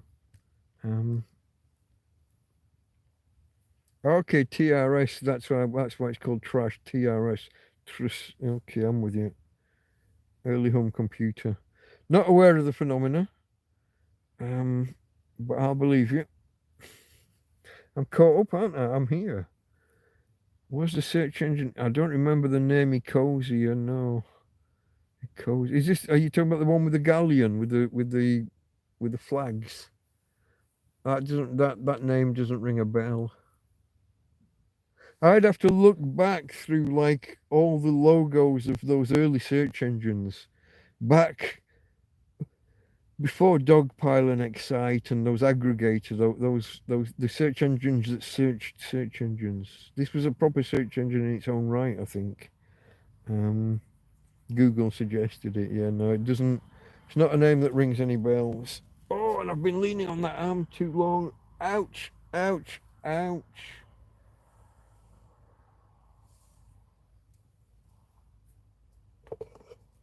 Let me put the poo bag back in my pocket. Let me sit up so that I don't need to lean. Oh, jeez. You know when you lean on an arm too long and it's dead. There's no feeling anywhere here. I'll cut off the blood supply. Yandex, I remember that name, but I don't think that's the one I'm going for. I will do some research myself. I will find. You are talking about like it was. I've got the colour blue in my mind. A picture of a galleon with all the different sails, like about 10 different sails billowing out on the front. Yandex, though, that name rings a bell. That is from around then. I remember that from back then. Could be. I'm not saying no. It just isn't leaping. It doesn't instantly pop as like, you know, sometimes you hear something and you just go, yeah, that's it. It doesn't instantly pop, but could be. Oh, my flabby arms with no muscles anymore. We talked about that, yeah, the other day, about how I lost a lot of muscle back when I first became homeless. When I went from 100 kilograms down to 67. And it feels like it was all muscle that was lost. It wasn't. I mean, I was carrying plenty of, I had plenty of fat to lose, but I lost it well, and more besides, including chest, arms, and back.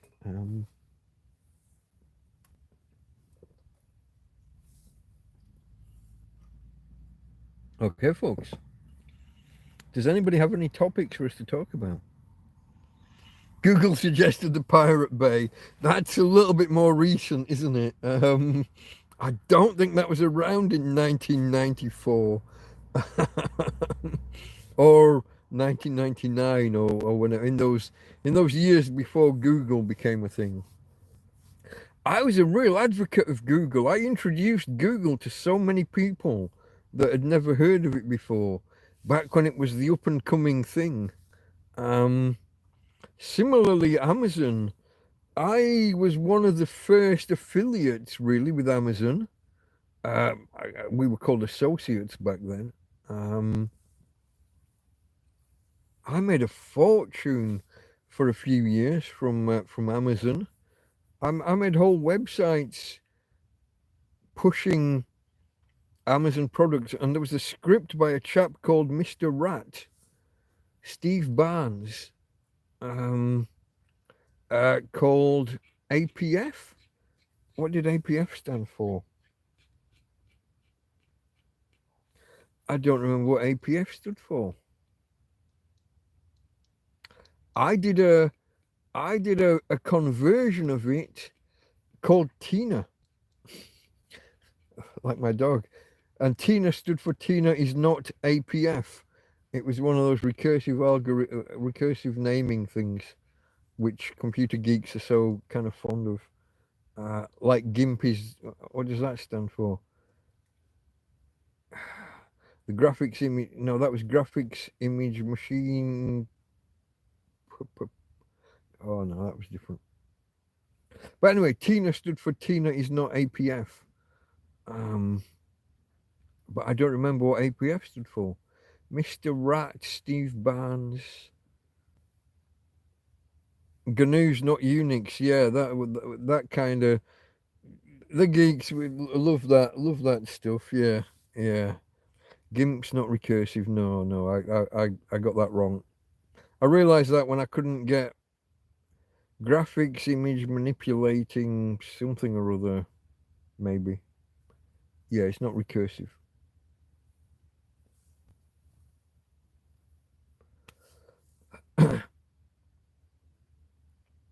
It's something like graphic GIMP is not Photoshop. That doesn't, because not's an M. M is not, if you know what I mean. But yeah, it's that kind of thing though. Yeah, acronyms and things geeks love. But I used to have a whole string of Amazon. Mr. Rat's software would basically let you take all the Amazon categories. It was interactive.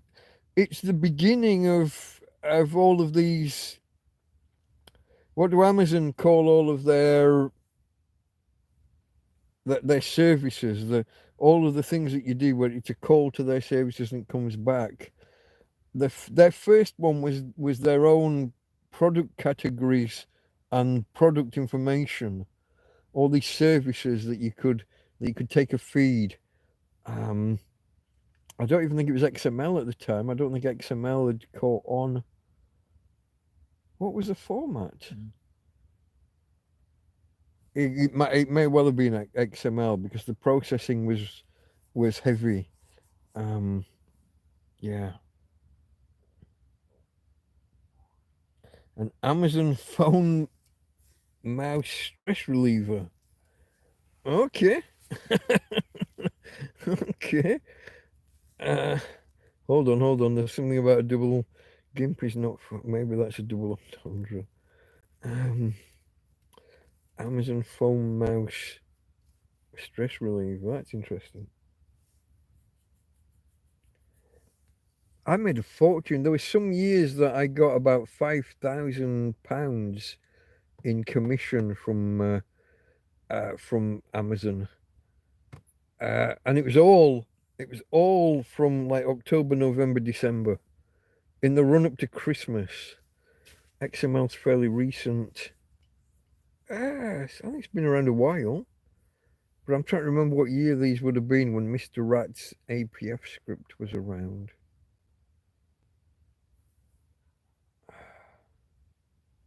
I'm trying to remember what language it was in. Was it Perl or was it an early PHP thing? APF. See, I learnt. I was Perl programmer once upon a time. PHP seemed too simplistic.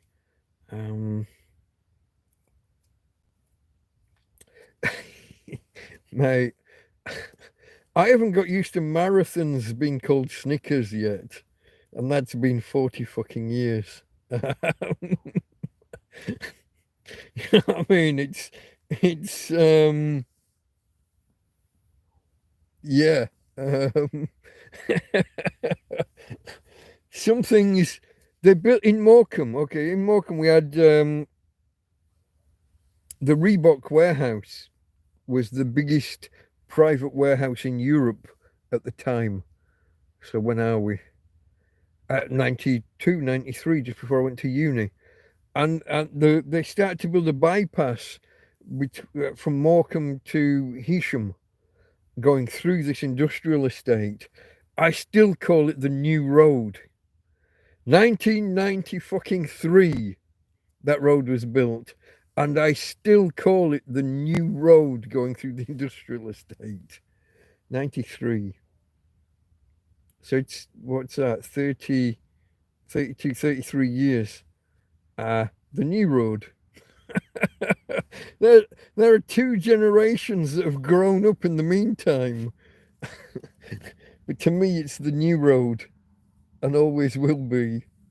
What can you do?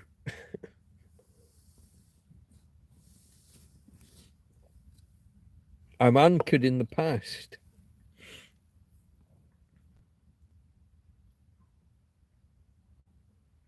You start working for BT, yeah, and they're talking about the General Post Office. That's it, because it was a post office tower before it was telecom tower, right? I got no idea. Is it still called telecom tower? I got no idea, but yeah. I'm with you. That kind of thing. We have these anchors in our past that stick. It is still telecom tower, okay. But we have these anchors that you can't move past. You're stuck with them. They're ingrained. They're there forever. It's still a marathon, for fuck's sake. Stop it with your Snickers shit. The new road. The new road to Hesham.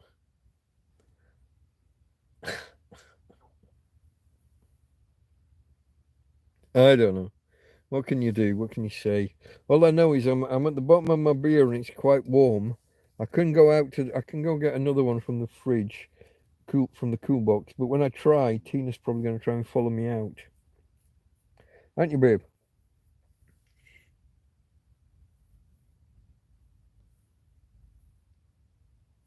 Became Post Office Telecoms in '79.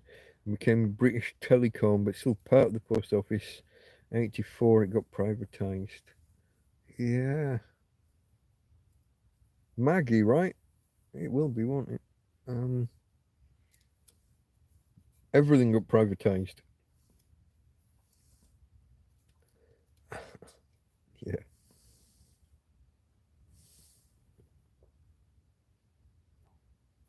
Don't get me started on Maggie. I'm from Scargill country. The BT Tower's been sold off as a hotel. Really? A hotel. It was the tallest structure in London for a while, yeah?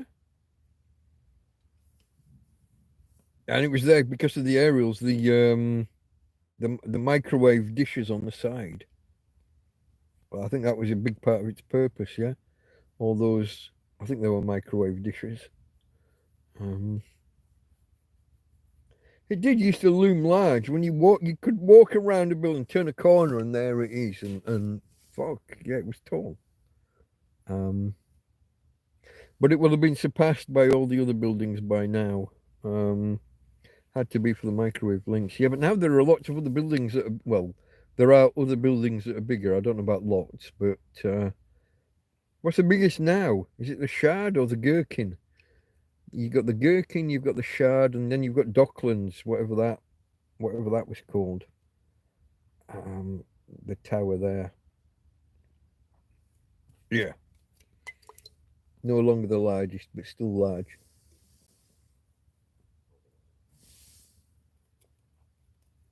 I don't know, folks. Shall I go get another beer? If you give me a minute, I will mute the microphone because possibly call of nature. I'm not quite sure, but I feel like maybe something's brewing. Give me a minute or two, and I shall return, hopefully with a beer in hand.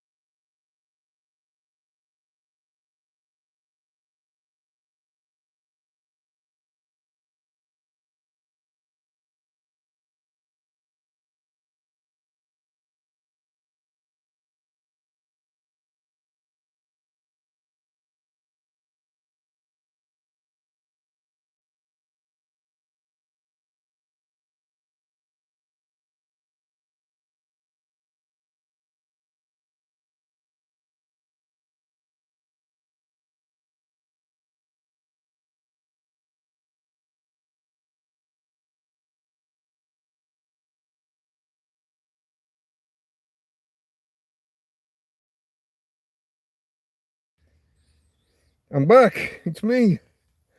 Well, that was more trauma than I was expecting. Oh, I've got the solar panel laying on top of the cool box.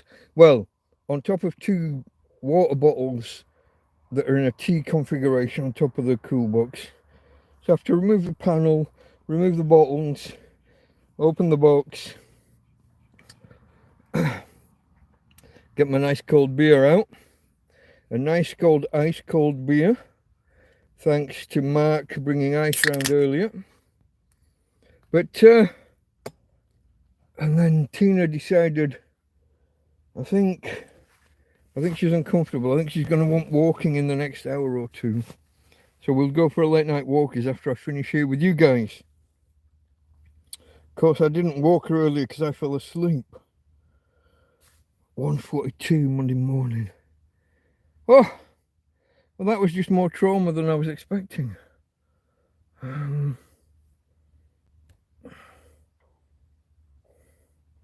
Completely redundant except for the data center. BT Tower, completely redundant except for the data center in the basement. Had to be told for the microwaves, yeah. Had to keep the microwave line of sight open. Okay. Yeah. Are those things still so powerful that like a bird flies in between it fries kind of thing, or are we not that strong anymore? There used to be a thing about dead birds from microwave dishes. I don't know what extent it was true or myth. I don't know. All fiber optic and decentralized, so no need for the microwaves too much. Welcome back. Never was a thing. The birds, that was like a myth. Okay. It's funny how those things get started, isn't it, and perpetuated. So even me about to perpetuate a myth.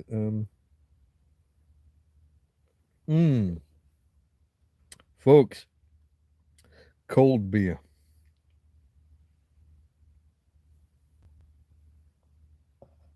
A few 100 watts. What does it take to microwave a bird out of the air instantly? A megawatt? I don't know. I guess distance, because you've got the old inverse square rule, isn't it, when it comes to anything power transmission like that. You wouldn't want to stand in front, but a bird flying past, not a problem. Okay, don't stand there, but walking past or flying past, not a problem. Okay. Who else is out there, folks? There must be some other, but it can't just be me and Chippy. There's 5 people, it says here. We do have 11 thumbs up. I thank you for being here, but don't be a lurker. Don't be a shirker or a lurker. Come and say hello.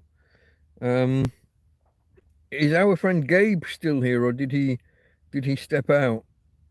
He might still be here, but just being quiet. It has all just been me and Chippy for quite a while now. We could do this with Zoom, or Messenger. We don't have to be polluting the interwebs in the way that we are. It's like a friends gathering rather than a broadcast out to the world. Akadaka's here. Got to go to work soon, unfortunately. Reminders, Akadaka, where are you? You're obviously further east than we are. If it's daytime and you're ready for work, I'm not 100% sure where to guess at.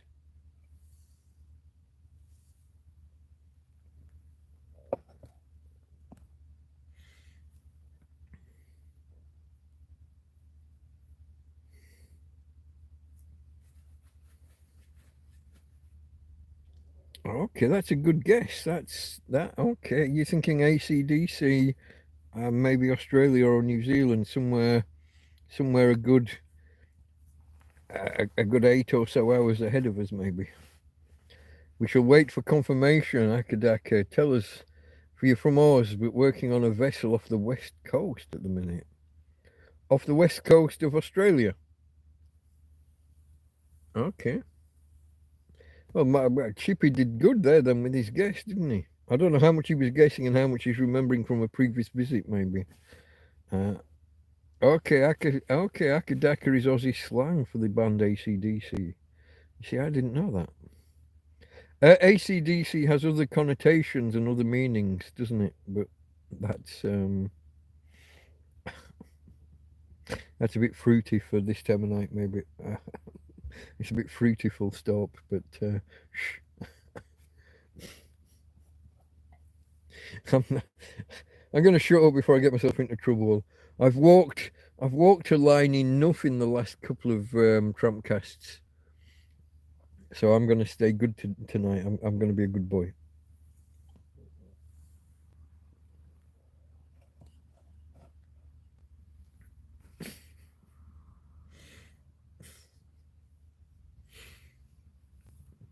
You might have to change your name. It's a bisexual thing, isn't it?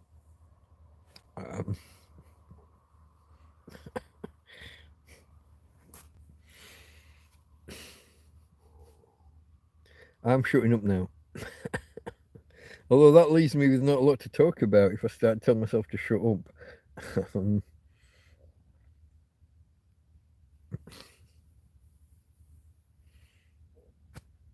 Right, folks, topics. Give us something to talk about. Okay. Chippy still has some devices, some appliances labeled 200 to 250 AC/DC. Okay. That's, if they take both.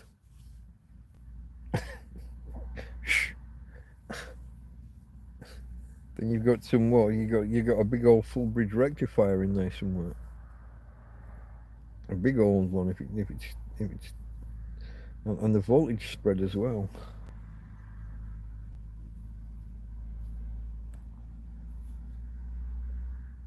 Okay, they got the name from an actual appliance label. I thought it was just a common kind of phrase.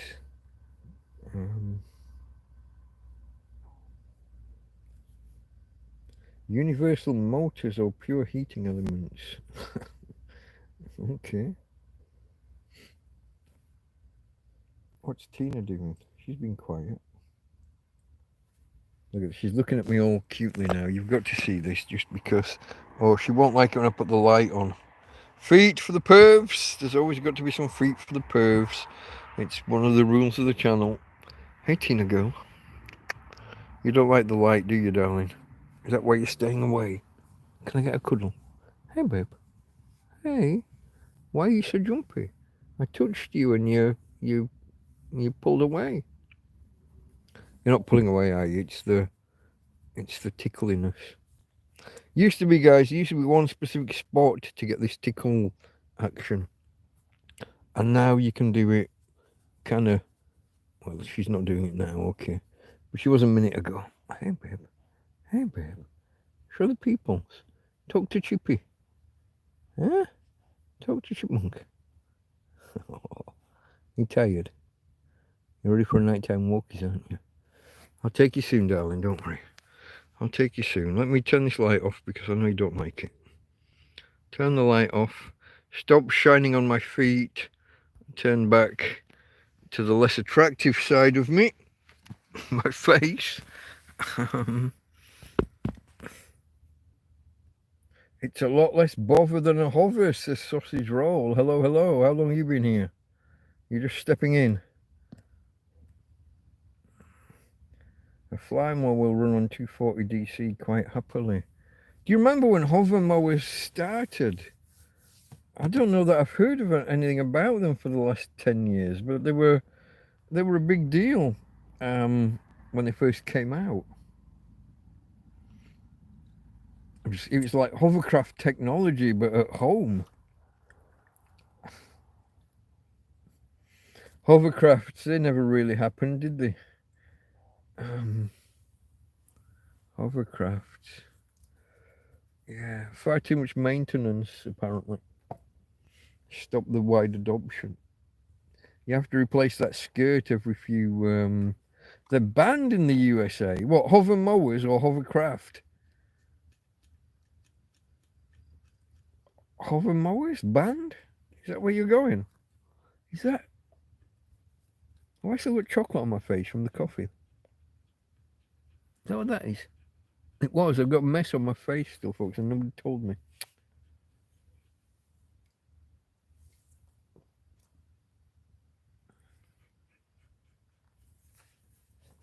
Flymo and Qualcast were having a right advertising battle back in the day. Moonhawk steps in. My hovercraft is full of eels. That sounds like the line from a song or something. Hover mowers are banned in the US. Tell me why. People keep chopping their toes off or something, driving over their feet? Or is it just that Americans like to sit on drive mowers, sit on. They want to have a little tractor. Or maybe people kept chopping the cable and killing themselves. Monty Python, the Hungarian phrasebook sketch. I got no clue, sausage roll. I got no idea what that is, but my hovercraft is full of eels. Oh, okay, so it's a translation from the phrasebook. Okay. Something about not being anchored to the ground. Okay. Well, Reconnecting. You are live. Fancy that. I am live all of a sudden. Who knew? Something to do with not being anchored to the ground, yeah. I assume we're meaning ground as in the physical thing rather than ground as in the electrical, because that's what they call Earth, isn't it? Father smells of elderberries. You see, you guys know all of these, the Monty Pythons. I struggle with Monty Python. It's, what would you call it? I always found it very experimental. Some stuff worked and worked marvelously, and some stuff just wasn't fucking funny. I got no. I could watch a program of all the different sketches, and 50% of it is amazing, and 50% of it is just garbage. It didn't work for me. So I have mixed feelings on them.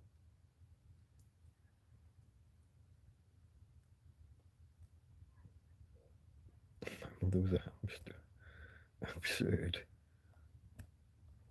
Absurdity can be funny, yeah, but sometimes it just it has to be somewhere near. You can't just be too far off. You got to be there or thereabouts. You got like there's a target of what's normal, and you can be off by a bit, and it's funny. But if you're way over there, I just look at it. Just what the fuck? What does that mean? Why? How? Got you, little bugger. That's one dead. I haven't got my little fly killer plugged in. I don't even know where it is. Did I drop it on the way over? Or did I not bring it? That's interesting. I don't know where my little electric fly killer is. Do you know that beer, that cold beer I just got? It's nearly gone already. I'm down here somewhere. Cold beer just flies down so quick because it's such a rarity. The stuff that was way over there had other people in stitches. I guess yeah. It's whether you're making the connections or not, or finding the path. If it's too far away, I don't get it, and it doesn't work for me. But yeah, some of that stuff is excellent. I love total absurdity. It's just completely beyond reality. I guess. What was the film that starts? It opens, doesn't it, with bankers and the buildings move off as if they're ships, and people are fighting out of the windows as if they're trying to board another ship. And now for something completely different. It's a long time since I watched any of those. I like The Life of Brian. He's a naughty boy. He's not the Messiah. He's a naughty, naughty boy.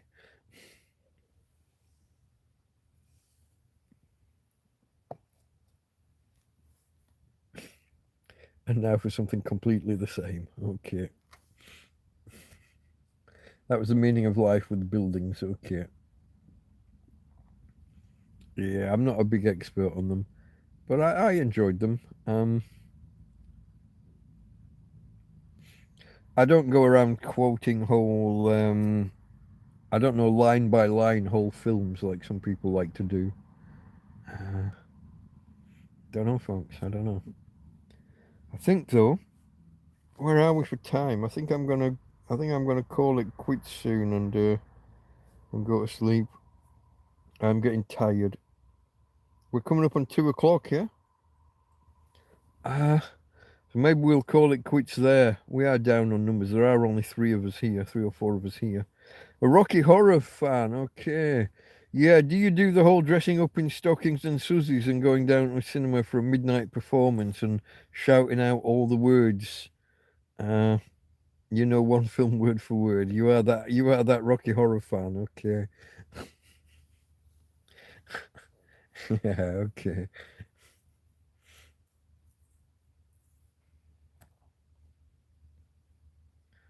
I was in a guild in World of Warcraft with someone who went to school with a lad whose mother was Judith in Life of Brian.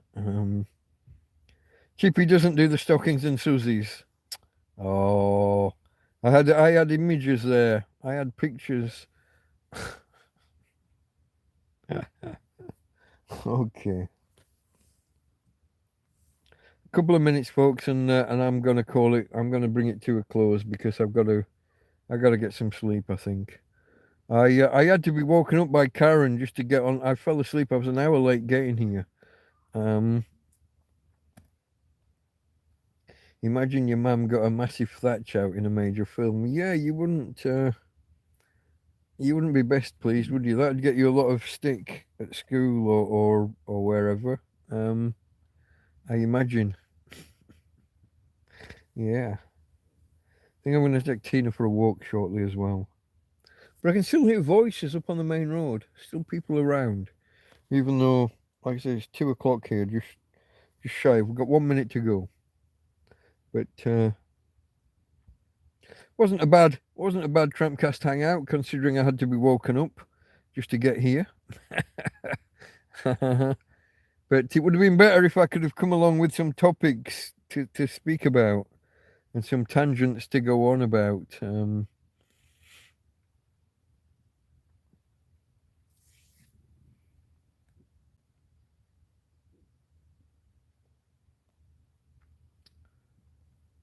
Chippy's ISP has it in their promo stuff. We have a World of Warcraft guild.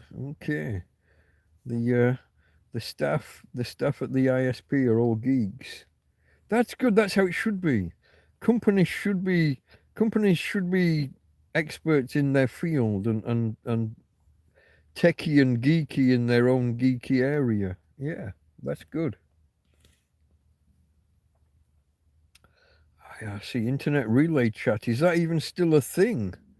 Does internet relay chat still work? It's almost like saying ICQ or whatever. I think that closed down not long ago, didn't it? ICQ. Um, is MSN Messenger still a thing even? I don't even know if that's. I know Skype's closing down any time now. Um, Skype's closing down. I think ICQ's already gone.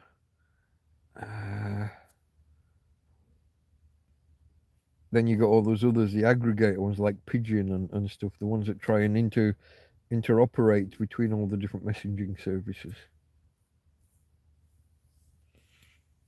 Discord is taking over, yeah. In the same way that Zoom took over from Skype. Um, Skype had the world. They had the world in the palm of their hands. Microsoft bought them and just stagnated them. Oh God, those team speaks and things. What's the one that all of the scammers try and get you to try and install so that they can remote control in on your computer and take you over?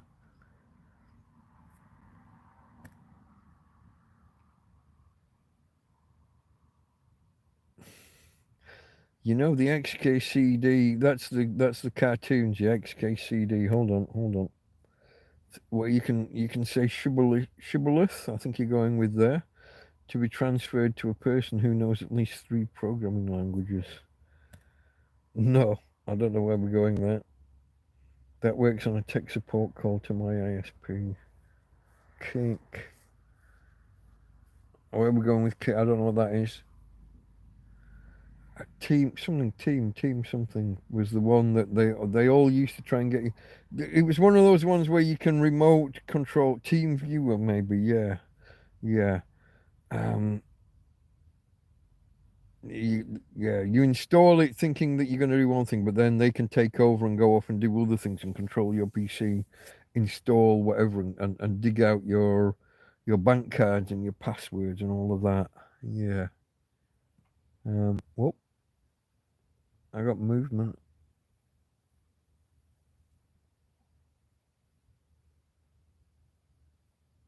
Is it just the wind? I don't think it was. Sounded like footsteps. Let's hope I don't need to go and hit anybody.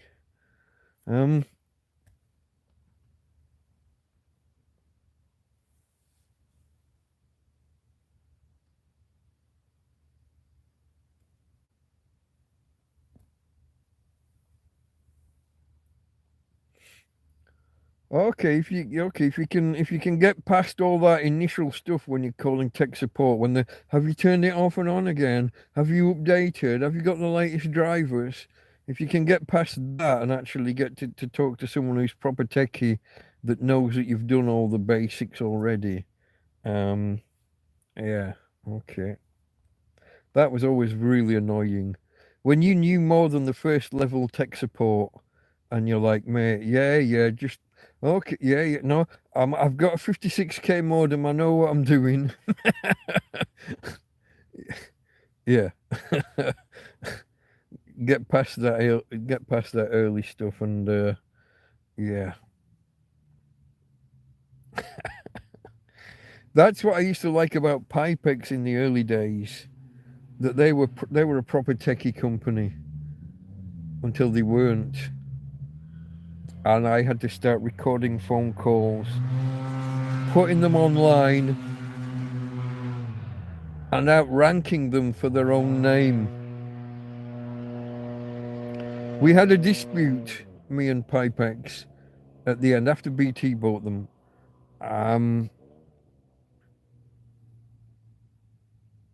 I'd inquired. Get this, I'd inquired about a faster service, and they had put me on an expression of interest list. And suddenly I find myself being billed triple what I was previously being billed. So I've been cancelled and got charged £300. Oh, you were upgraded. You asked to be upgraded, so we upgraded you, and there's an 18-month billing cycle, and that's your bill. You cancelled, so now you pay us for the 18 months. And I said, do what now? And off we went on a month-long journey of me recording phone calls. Back when recording phone calls wasn't too easy and wasn't the done thing. They recorded them and tell you about how you're being recorded for your own security and for training purposes. I recorded them for my fucking security and for my purposes. And they agreed. I had been put on an expression of interest list, which I had to argue with them about in law that has a specific meaning. Expressing an interest isn't going ahead with a new contract. And I had to battle them. They refunded me 3 times in the end, which was nice. They got so confused themselves that different phone calls were getting. I would ring up and they'd have no knowledge of previous calls. My phone number was only 5 digits. We had the area code, but the actual phone number was only 5 digits, and their system couldn't handle that and keep track of that. And it caused them to lose track of conversations. So I had multiple open tickets within their system. I think they were putting in the 5 digits and then just sticking random digits at the end to make their system work. But each call handler was putting a different digit on the end of my 5. Yeah, no, my wife's number will still be the same 5 digits as it was. Yeah, but you can't tell. Some of these people have got no clue how phone numbers work, and the arguments we used to have with some companies telling them that a number wasn't our number. Oh, don't start chippy with your pulse dialing. He builds converters between different countries and different systems, and you're going to open up a whole can of whoop ass that you probably don't want there. Yeah, don't get chippy going on his phone systems.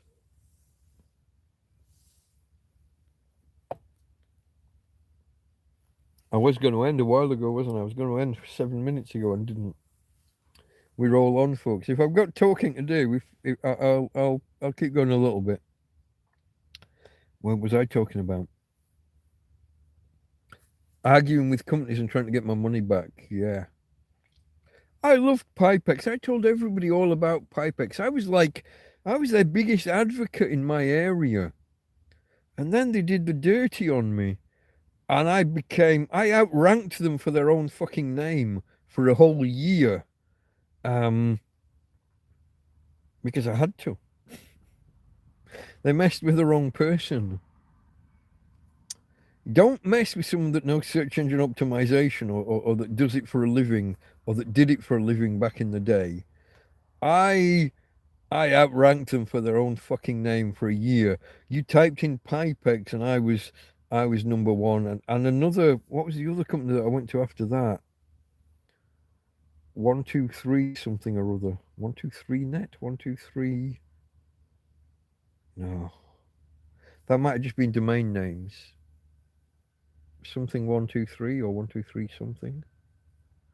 I think that was different. I think I was just that was my domain name registrar. That was I got a picture of the red, green and blue squares or triangles around the numbers 123, but there was a word before the 123, maybe. But that was my. I had so many domains registered at one point, more than 100. All gone now, because I couldn't keep the Reg 123. Well done, yeah. That'll be them. We had disputes as well because they would take money out of my, not out of my bank account, but they would charge me money on my card. And the invoice wouldn't say what they were charging for. Didn't give like explicit details. It just said like, oh, this month's payment. It didn't itemize what domain or what service or what. Yeah. You see, I told you, you were opening a whole can of whoop ass when you start talking to Chippy about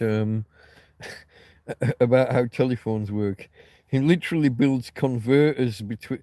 Was it New Zealand or something? Their numbers are all offset by one, or the number of pulses or were wrong and conversion. Yeah. That can is gone almost.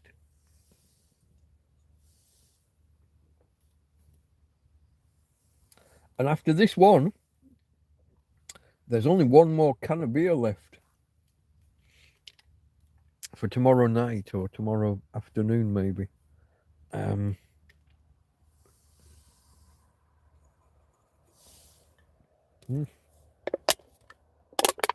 Yeah. Even that was a cold can of beer to begin with. I guess because it was in my hand the whole time. The beer was a little bit warm by the end. Now the bin's over there, but the bag's not open and facing me. So we'll just drop that there temporarily. In the morning, I'll have a clean up and pick up all 2 of the cans that are over there, 2 or 3. Oh, look at this. Ouch. My oh, this isn't. We're not plugged in. Down to 38%. You see, after I showed you Tina, I forgot and didn't plug the thing back in. But look, one set of Christmas. Oh, look at that. They look bright. Those are off. That top set of the solar, the charger for those, the solar panel is scuffed and scuzzed. So those ones only get a half charge. Those are becoming quite muted. Those have gone down a bit. Those ones are still good, and these ones are battery, but I think we're on day 3 with the same set of batteries. These are probably not going to make it through the whole night. That one then, my lantern's plugged into the EcoFlow, that'll go forever. But, whoa, oh, shit, I thought I'd got my light on, turn that off. Turn it back to me, here I am. Sorry folks, you have to put with my ugly face again.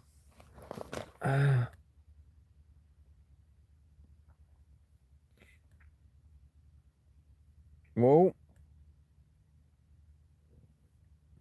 We're saying that what, like a phone number can be only 2 digits. Where are we going here? Hold on.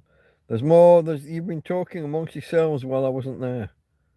This call may be recorded. Fuck yeah. Maybe. Some UK numbers are 5 digits. Yeah, ours was. I could even tell you the number, but I'm not going to. Because I've already discussed what area we lived in. You would find the area code and the area code plus the 5 digits. My business was, I think the business, when we were in City Lab, it was called, the building in the centre of Lancaster next to the town hall. Beautiful looking building from the outside, a bit shit on the actual inside, but our phone number was only 5 digits there. So our home number was 5 digits, the business number was 5 digits, and people wouldn't believe me sometimes. You call someone from London and they say, oh yeah, what company are you calling from? And basically the company name was my name with the word consultancy on the end. What company are you calling? Yeah, it's Fred Bloggs from Fred Bloggs Consulting. Okay. And gives you a phone number. I'd give them the phone number and they'd go, that's not enough digits. Yeah, it is. No. There should be at least 6 and maybe 7 digits. I'm like, no, 5's fine. We're okay. That you can call me. You can call me back. That is me. That is. Oh, hiccups. That's the chips and the balsamic vinegar I'm getting back. Because we don't have malt vinegar out here. People don't know what vinegar is. The world's gone daft. Give me proper vinegar. Okay. You guys have gone off on a. You guys have gone off on a telephone technology rant. That's why 999 still works, because numbers can be as little as 2 digits. Okay. The proper practice is to add a 0 at the end to fill up the space if the system is stupid. No, the proper practice is to get the system reprogrammed to not be fucking stupid. Come on. It was Reg 123, yeah. That was them. I remember now because of the blues and the reds and the pinks and yeah. Data entry systems don't always realise that. This is true. When the phone system was mechanical, or electromechanical, I guess, number length kind of mattered, didn't it? If your number ended, if you got a 5-digit number, you were blocking off the other 10 or 100 numbers from the end. They couldn't exist because your number was, there was no more branching from that stem. But yeah, now it's all digital. It probably doesn't matter in the same way. A lot of software assumes, yeah. When you assume, you make an ass of you and me.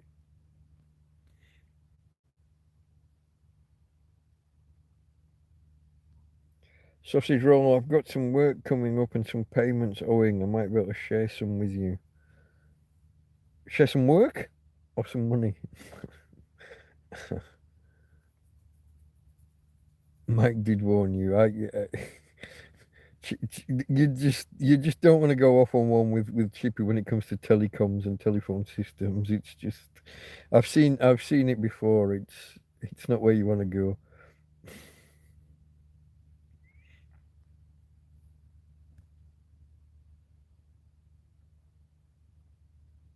Poor firmware. Make vinegar great again. Yeah, look, malt vinegar. Europeans don't know what the fuck malt vinegar is.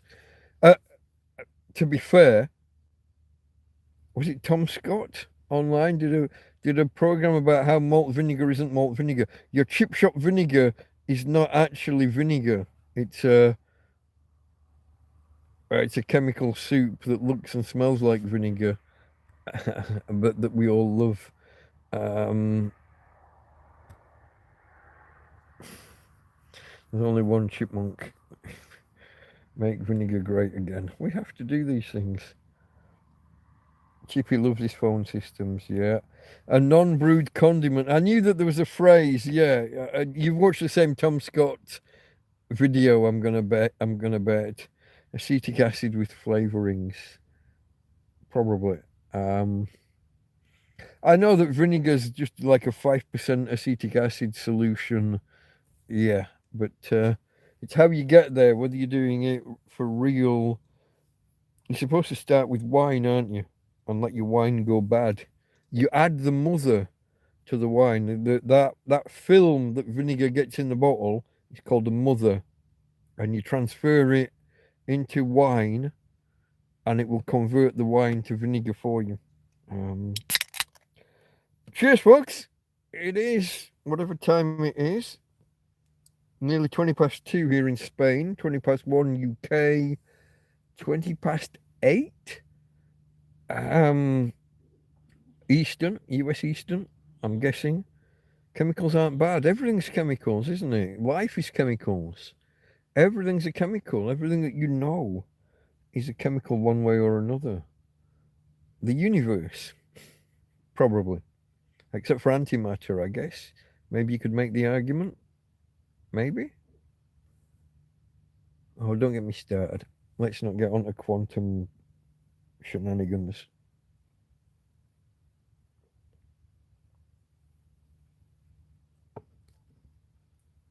Yeah. It's like when people say, "Oh, don't take that's chemical." It's like everything is. You're a chemical. DNA, deoxyribonucleic acid. It's a chemical. And all the bits of you that aren't you.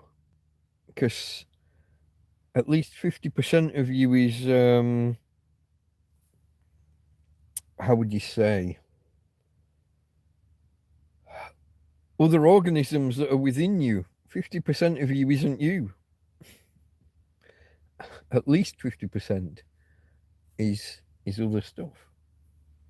Other animals, you are a biome, you are a living you are a playground for other the bacterias and viruses and archaea and the spores, what's the word I'm looking for? Mushrooms, what are they? They're not bacteria, they're not viruses, they're help me guys, I haven't got a word. Give me a word. It's a whole other branch of life. It's not bacteria, it's not virus, it's spores, it's mold, it's fungi. So there you go. Chippy was there before me with his fungi. Yeah, fungus. Yeah. I couldn't get the word. Yeah, they aid with digestion, they aid with lots of things, yeah. But when it goes bad, and it's probably through antibiotics that people get like irritable bowel syndrome and stuff. All that irritable bowel stuff is probably from upsetting the balance in the in the lower intestinal tract. Yeah, weak acetic acid. Yeah, I said like a 4 or 5% solution. I think it is real in most vinegars. This balsamic tastes nice when I'm having it, but it always gives me acid later. It literally it repeats on me. So it's nice to have on the chips. It's better than not having any kind of vinegar, but it's not really intended for just putting on chips. It's more for mixing with an oil and having as a vinaigrette on a salad, which isn't something. It's not something I do often because you can't keep things fresh in a 10 to 50 fucking degrees. You just can't keep. I can't keep a lettuce for more than 2 or 3 days. Butter and margarine I have to consume within a week, otherwise they turn cheesy and nasty. Yeah, let's not go too far off on me and my woes.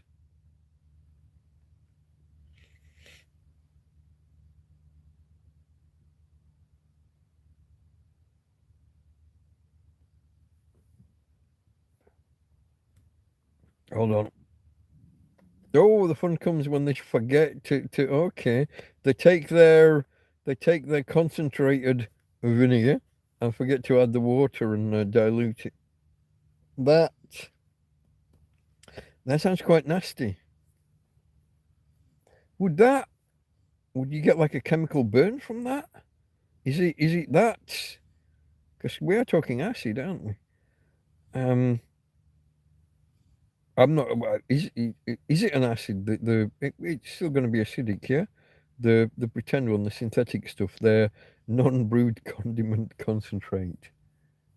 Would that burn, Chip? Would that? We're talking about a chip shop, and I've got Chippy Chipmunk. I'm guessing that would burn the mouth. Yeah, it can give a burn. Yeah, I would have thought that'd be not good. Then that would be we'd be calling the health and safety executive and men with clipboards will descend upon you.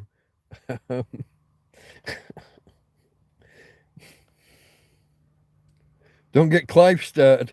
Don't start Clive on severe chemical burns. Okay, yeah. Don't get Clive started on men with clipboards from the health and safety executive.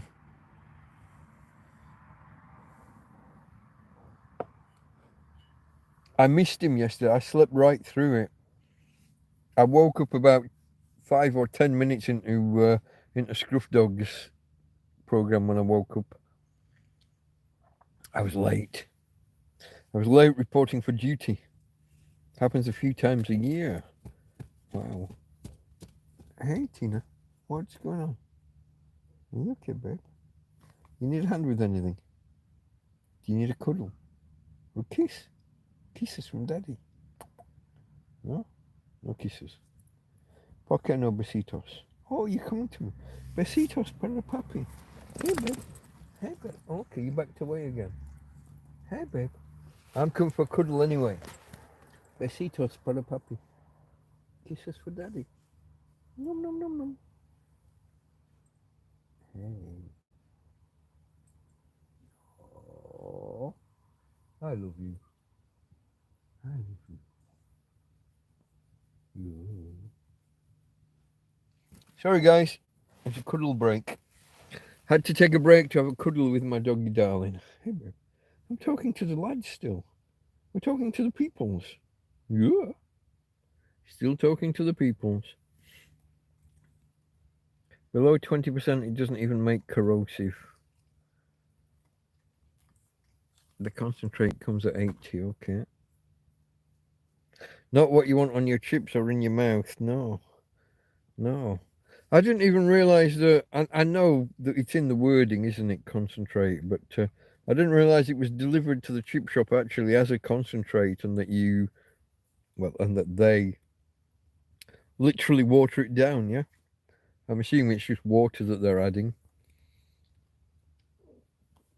She's over here. I still haven't plugged my phone in. Let's have a look. I like the fact it's only one click at the minute to reverse the cameras. It's okay, babe. It's okay. No. You're okay. Stay lay down. Don't panic. It's just the light. Lay down. Lay down. There you go. Lay down. You're okay, babe. Tina's okay. Daddy's okay. We're all okay. It's okay, look. It's just to show the world.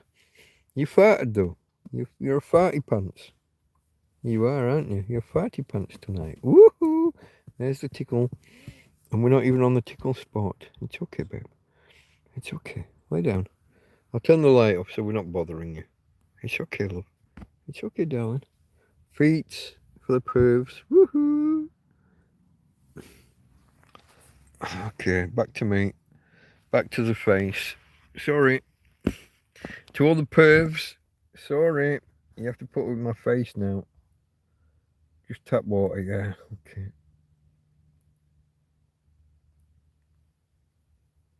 Actual malt vinegar is a bit too spendy. I do like my nice normal malt vinegar.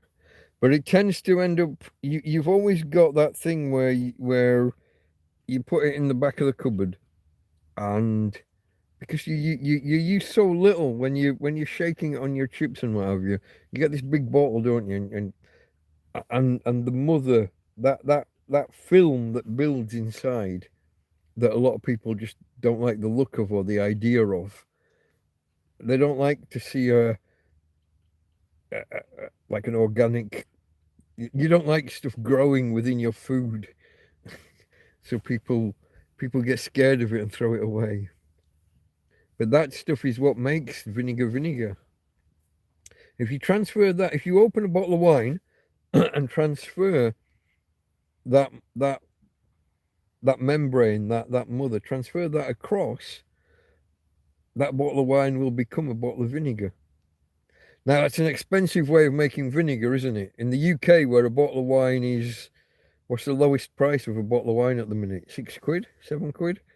You probably don't get £4 or £5 bottles of wine anymore. Here in Spain, you can still get a bottle of wine for under €1. You literally, I get a litre for €1.05, and that's in a Tetra Pak. We used to call them. I call them bricks here because they're rectangular. A brick of wine, €1.05 for a litre.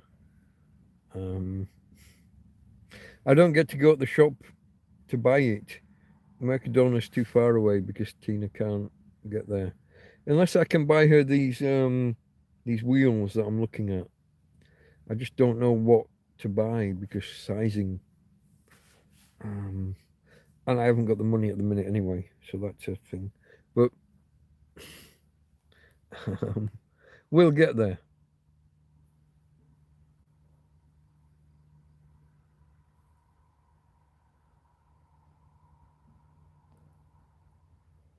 Oh, there's a whole conversation. You guys are now geeking out about acids and vinegar, yeah?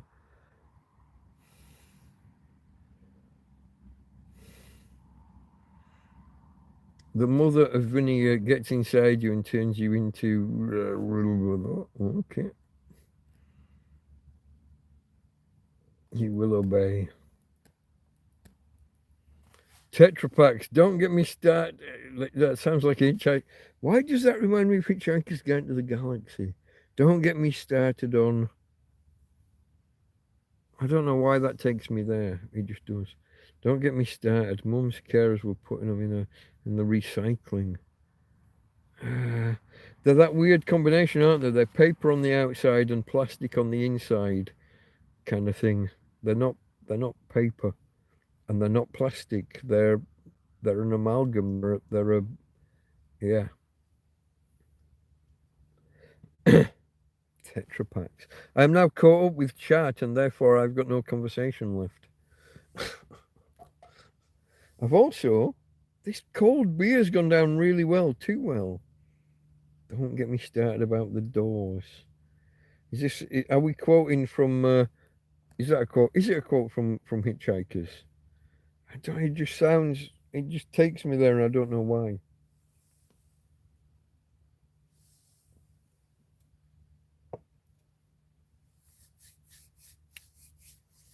Was that where you were going? I'm not sure. I don't know where it was going. I don't know why it takes me where it takes me. Sometimes I've got I make connections and I don't even know how or why I make the connection. And other times things that are there don't connect and I'm having to ask you guys for the word. It just doesn't. Sometimes it doesn't trigger. Sometimes it triggers and I don't know why. And I don't.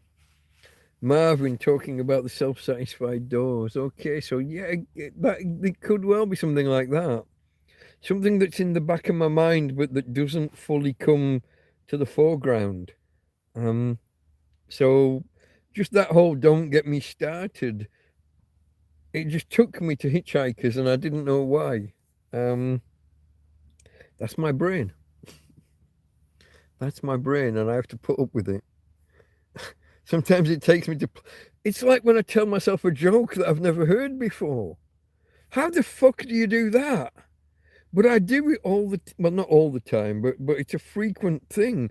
Different things connect, and you go, "Oh, that's funny," and I've just told myself a joke I didn't even know. Where? Fuck knows. The brain's a funny thing. It's a funny thing. Telling yourself a joke you've never heard before. I don't know if everyone does that or just me. Maybe I'm weird. I don't fucking know. Tell me a joke. I can't. If someone says, tell me a joke, I can't. I don't know any. I used to have a friend who when the Fast Show was on, he would watch the Fast Show on video it. He'd watch it back a second time.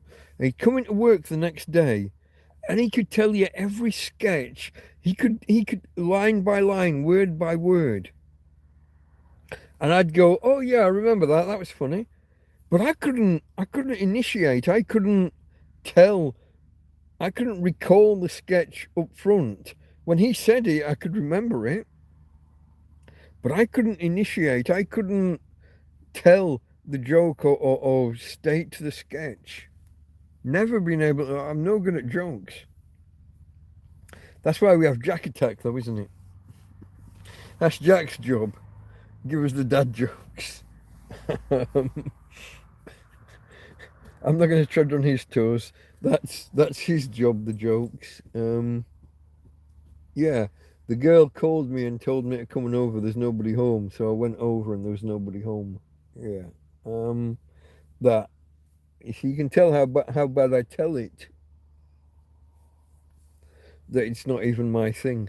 There are other people there. There are other people out there. There are 6 of you out there and only 1 or 2 of you in chat. Chippy's here. Sausage Roll's here. I think that's it for now. I don't know if there's anybody else talking. But I see you. You lurkers hiding in the shadows. I know you're there. Come and say hello. Come and talk to a tramp. You know you want to. It's why you're here. It's why you're lurking. You want to talk to a tramp. Come and ask questions. You've got questions. Ask me, why am I a tramp? How am I a tramp? Why am I a tramp in Spain? What's an Englishman doing in a field in Spain? Why have you got a dog? If you're a tramp and you can't afford to look after yourself, why are you looking after a poor animal? Come and ask your questions. You have questions. I know you have questions. Come and talk to me. Talk to a tramp. I'm here for you. For now, I'm probably, when this beer runs out, like I said, there's 1 left, I think, in the cool box. There might be a second one hidden away somewhere in there. I'm not 100% sure. But, while I can keep the conversation going, I will keep going. But when the conversation runs out, if there's nobody to talk to or no topics to talk about, then we will end. So it's up to you. Come and join in. Join the chat. Step out of the shadows. Yeah, all you have to do is touch the screen and one of the little icons that pops up in the player will be to enable chat, bring chat up. And then you can type in the little box and introduce yourself. Preferably Give me a name. Well, if you've got a weird handle, if your YouTube username is something strange, give us a name. Give us something to work with. You're a Fred or a Paul or a Mike or a Dave. Give us a name. Tell us what town you're in or what country you're in. What's the weather like where you are? Start a conversation. Introduce yourself. Come on. You know you want to. Come and talk to a tramp. I'm here and I'm waiting for you.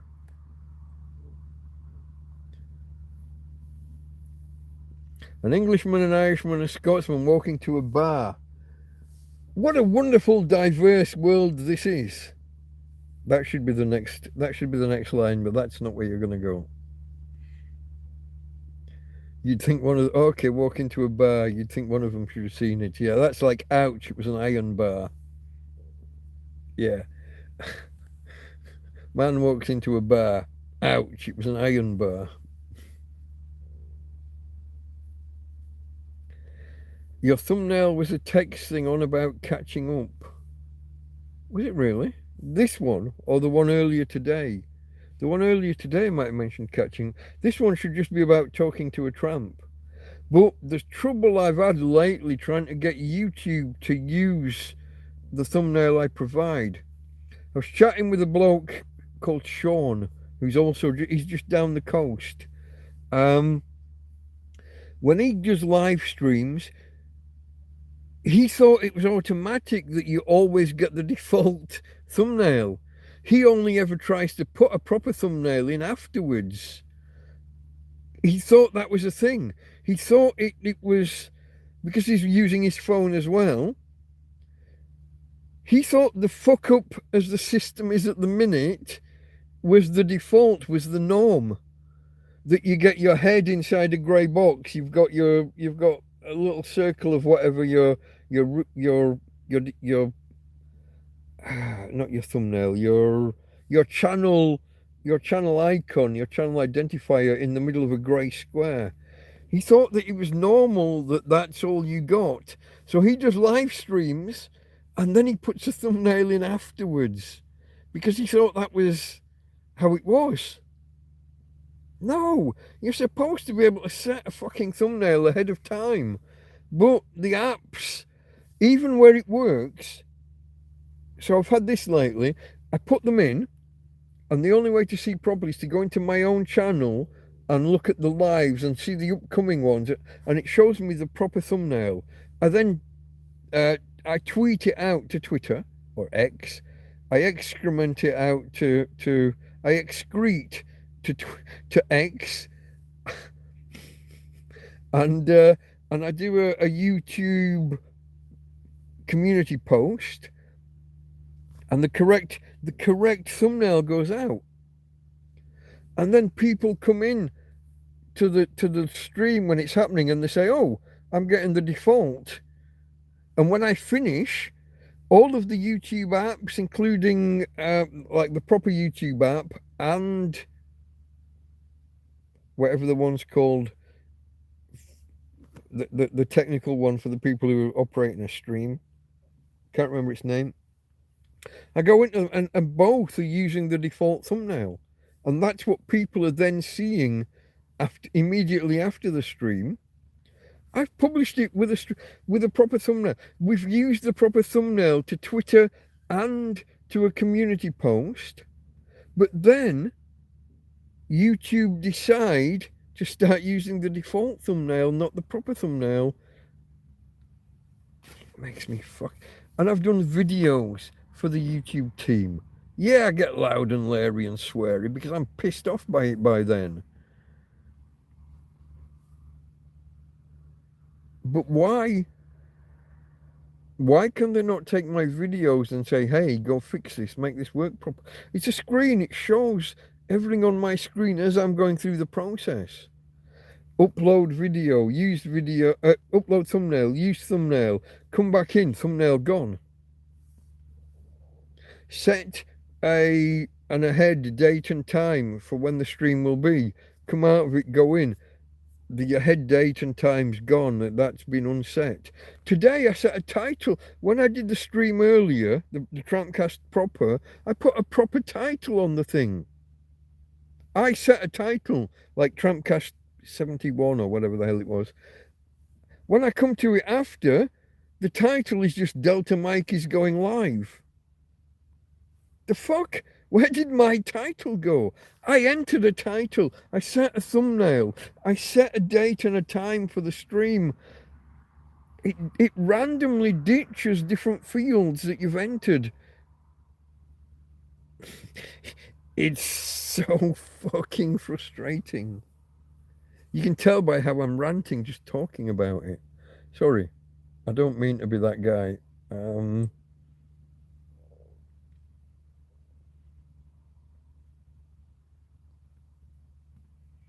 I put a joke in above chippies. Oh, sorry, sausage roll. Wait, hold on.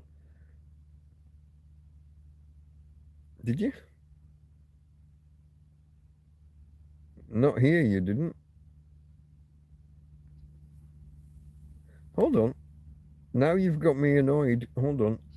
No, I'm not banning Chippy. Fuck. No. Okay. For some reason, I was on Top Chat.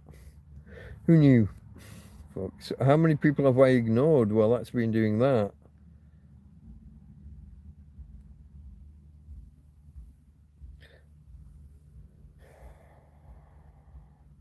Oh, I can't say that. Sausage roll. Okay, I will.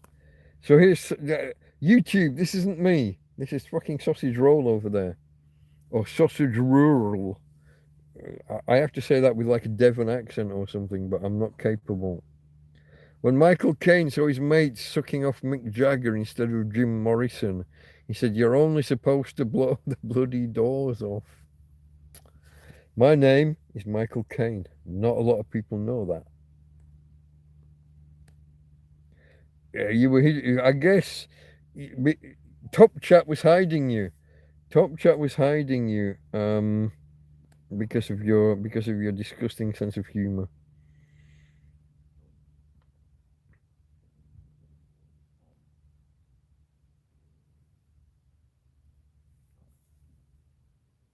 Oh, and I don't NICE, I see. Okay. It's like Clive's in the room, isn't it? No, I'm not talking about the NICE. I said no, just no. Okay, Sausage Roll reposted his joke. I went back and found it, my friend. I went back and found it.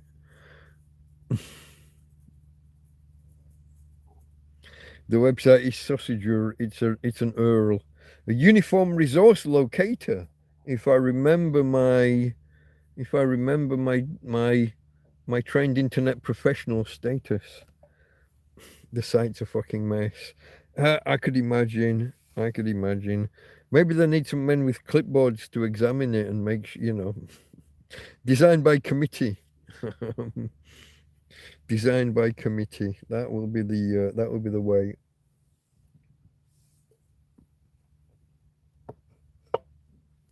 One of the reasons I gave up with the web, I say web design, but I don't mean web design. I mean web building and maintaining. The term integrator came to be used at one point for people building websites with content management systems. Because you're plugging, there's all these plugins, these components, these different blocks and things that you can add, this extra functionality that plugs in. So you become a system integrator. But I prefer old-fashioned, proper real terms. Just web designer just caught on. It amazed me over time how these things fragment. You had one job and it's a web designer. You control the website. You were the webmaster. Go back. That was the term, wasn't it? I'm a webmaster. That you put that'd be on your passport as your occupation. Webmaster. And then over time it fractures. Web design, web administration, web architect, fucking web. They took all these terms from around the. I'm a web architect because I designed a structure, so I'm a fucking architect. Get the fuck. Do you know how many years training a fucking architect goes through? Some guy who made a website isn't a fucking web architect. What are you doing? It's like the way the word engineer gets abused. And Farmer in the house. Hello, hello.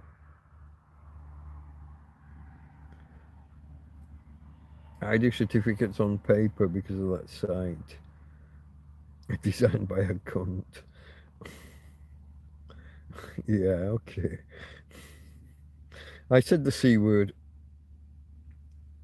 One day I'll say the N word just for a laugh online, just because I don't like being told I can't. That's the kind of guy I am. I don't like, it's not a word I would use, the N word. It's not a word I would use ever in any context. Oh, I did once. I had an Indian, I had the call center, trying to tell me to install what we were talking about before. This is Microsoft and you have a virus. Get the fuck, mate. I'm running Linux. Fuck off. But I called him the word. I dropped the N-bomb because I was angry. But no, other than that, it's not a word. I mean, he's not even a black man in the black man kind of sense. He's not a African American or even an African. He's in India. But I dropped the N-bomb in that conversation just because the guy was trying to scam me and I just wasn't putting up with it. But one day, I make this promise now, I will say the N-word online just because I shouldn't, just because I'm being told I shouldn't. It's not that I'm racist. I just don't believe that my language should be policed by other people.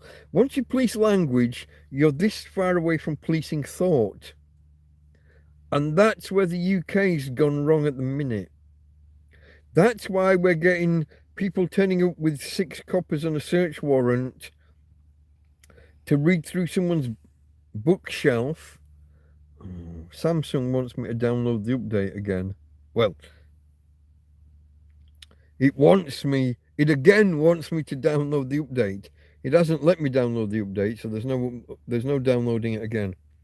But my point is, once you police speech, we're literally thin end of the wedge from policing thought. And some couple have a kid and don't like the way that their school has appointed a new headmaster when the old one left.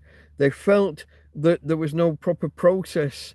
It was just handed, the headmastership, if that's a word, was just handed to somebody, and not even someone internal. So it didn't just go to the deputy head. They brought in an outsider out of nowhere, and no one knew who this guy was or what was what.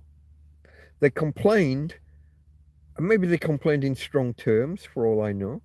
But the next thing you know, you've got 6 police going through their bookshelf, complaining, oh, this bookshelf is a bit Brexity. Maybe it is. It's not fucking... We can discuss Brexit pros and cons. But what the fuck's it got to do with the police? The police are an arm of the state, going through someone's house and commenting. So Brexit was like a 50-50 issue. What did it end up in the end? 52-48 or something, the final split. For the state to start invading someone's house and judging them because they were on a different side of the 52-48 split to the government or to the police. Fuck off. You do not get to police thought, and you do not get to police speech. So if I want to say the word nigger, I will. I shouldn't. I ordinarily wouldn't. But I'm doing it now just because you're telling me I can't. Hey, YouTube, come and get me.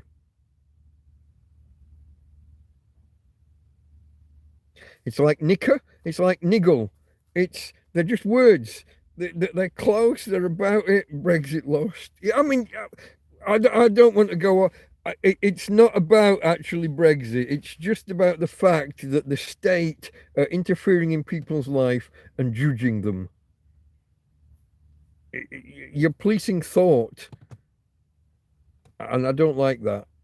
And and it begins with policing words and saying that this is hate speech and that this.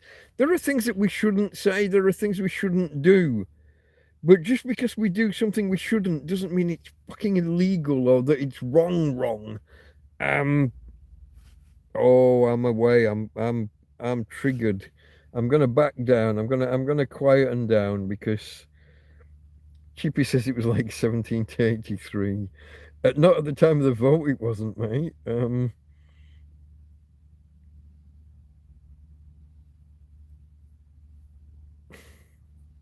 I'm quietening down because it's not about Brexit. Brexit's an example that was close and it was a close vote. And yeah, there was lies and there was propaganda, but the police invading someone's house and judging these people must be guilty of something because their bookshelf's a bit Brexity. What the fuck does that even mean? Because that's what happened. That couple that had the kid in school and weren't happy about how a new headmaster was appointed.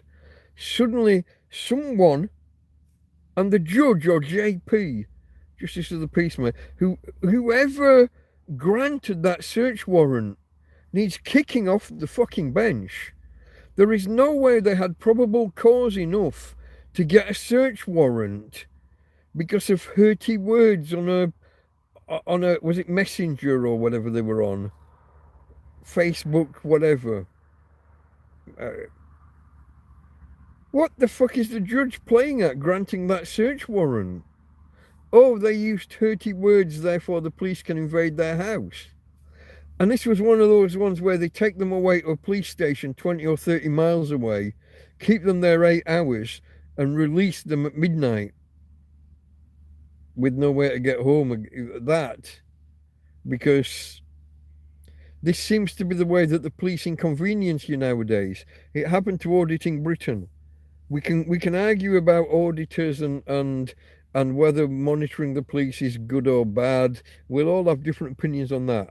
But this thing of arresting people at 3 or 4 in the afternoon, keeping them for 8 hours, and releasing them from a police station 20 or 30 miles from home at midnight or 1 o'clock in the morning. What the fuck's that about? Why are we releasing people from Americans would say jail, but from the cop shop, from the cells? Why are we releasing people at midnight or 1 in the morning, 20 or 30 miles from home with no way of getting home? There were enough cop cars available to raid their fucking house. The least you could do is give them a fucking lift home.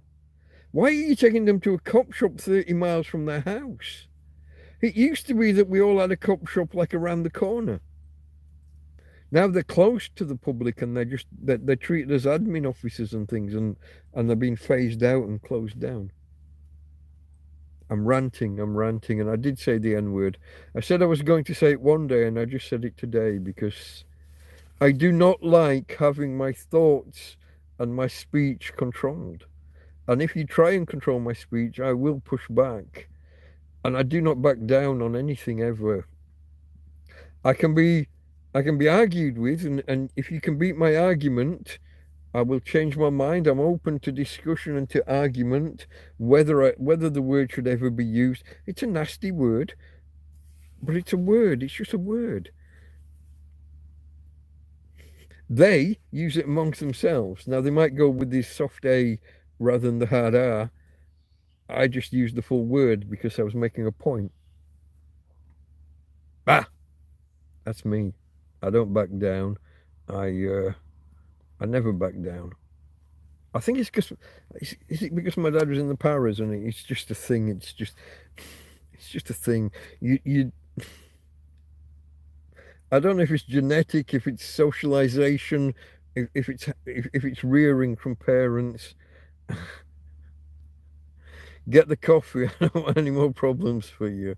I know what you say, but you don't need to say anything else. Yeah, I know. I don't need more problems. Two-tier Kia. Chippy's talking about there. I don't know how long ago, but he's a twunt. He's a two-tier cunt. Was, yeah. You disagree with things I said, but love to sit and have a beer and I mean, yeah, I disagree with things I say sometimes.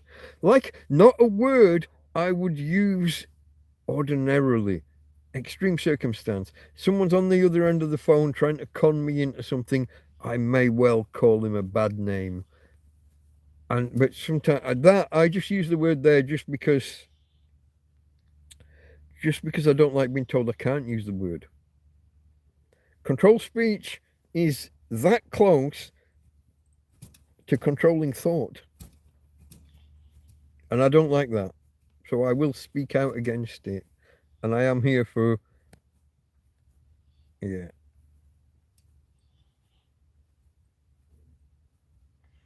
Oh, Chippy's not going to let go of that. I brought Brexit up as an example or something. It wasn't to initiate a full debate on it. Trust me, I'm affected by Brexit by being a Brit over here now, and especially who didn't do the paperwork. I hesitate because the Brexit vote, so you're supposed to do your NIE and your residency after 3 months. I came here in middle of February. The 3 months took me to the middle of May, I think. I think that's right. Can't do the maths or math. The vote was, I think, 19th of June. So there was another month until the vote. So I hesitated. I didn't do paperwork. I wondered what was going to happen Brexit-wise with the vote. So I didn't do that paperwork.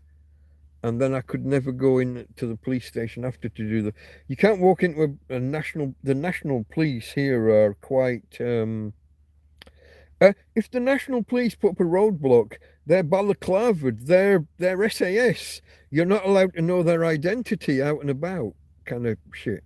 The national police don't mess, kind of thing. Now imagine walking in and saying, "Hey guys, I'd like to do this paperwork. Yeah, I should have done it 2 months ago, but oh, fuck that shit." You're not going to get very far. You're not going to get very far.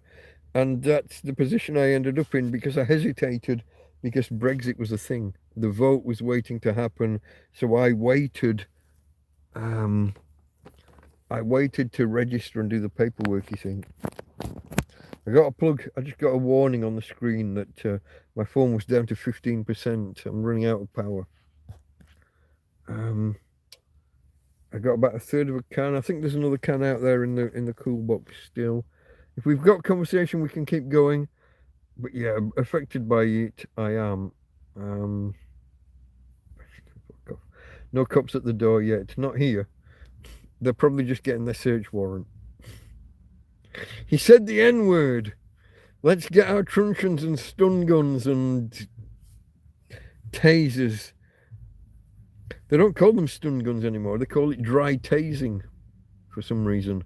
You see, this is another thing about policing of language and manipulation of language.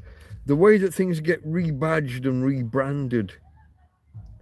Things that used to be called a stun gun, you now take a taser, and if you don't fire the darts out, you just push it into people and trigger it.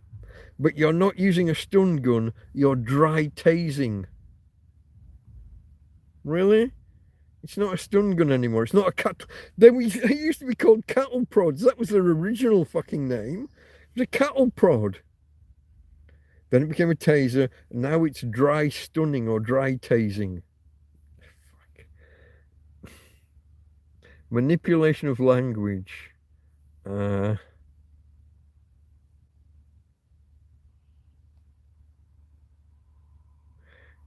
Knock, knock, Chippy, there's somebody at the, it's not Rod Hull and Emu or Grot Bags. There's somebody at the door. There's somebody at the door.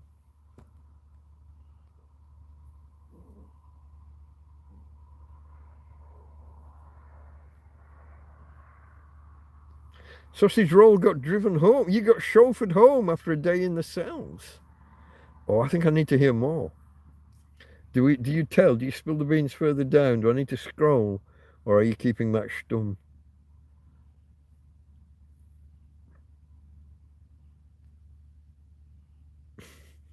Chippy can't he can't let go of the referendum. I only mentioned it as an example of something that was like 50-50 or you know, the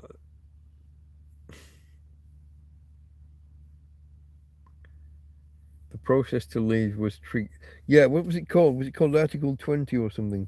Where you push the button. Who joins a club that doesn't have rules on how you leave the club?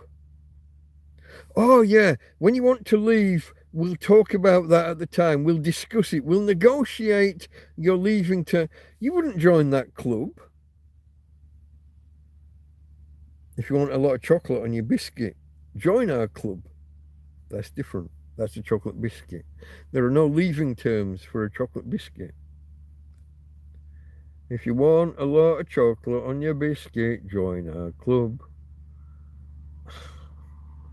It was a school trip. The prison where you ended up in the cells. Okay. Or being locked in the cells was part of the school trip. That's probably where you're going.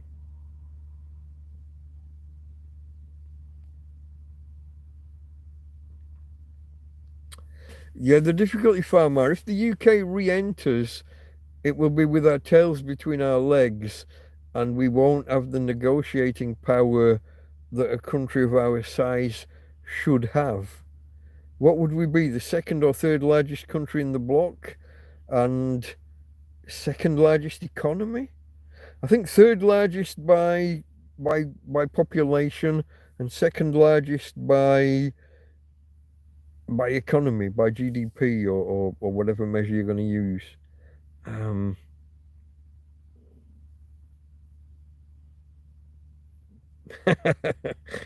That's a Catholic priest joke. Okay, I'm not going there. That is a subject up with which I will not put. That's they won't have us. Possibly that's maybe true.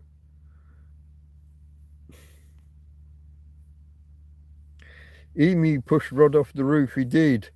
Rod wanted to watch Man United. I think Emu was maybe he was a Liverpool fan.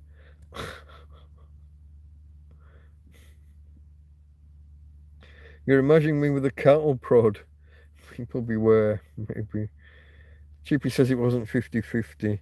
The vote said it was roughly 50-50, like 48-52, whatever, but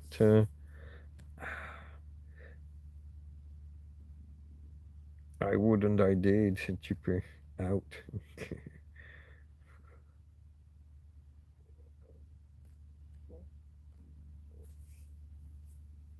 I oh, I'm farting.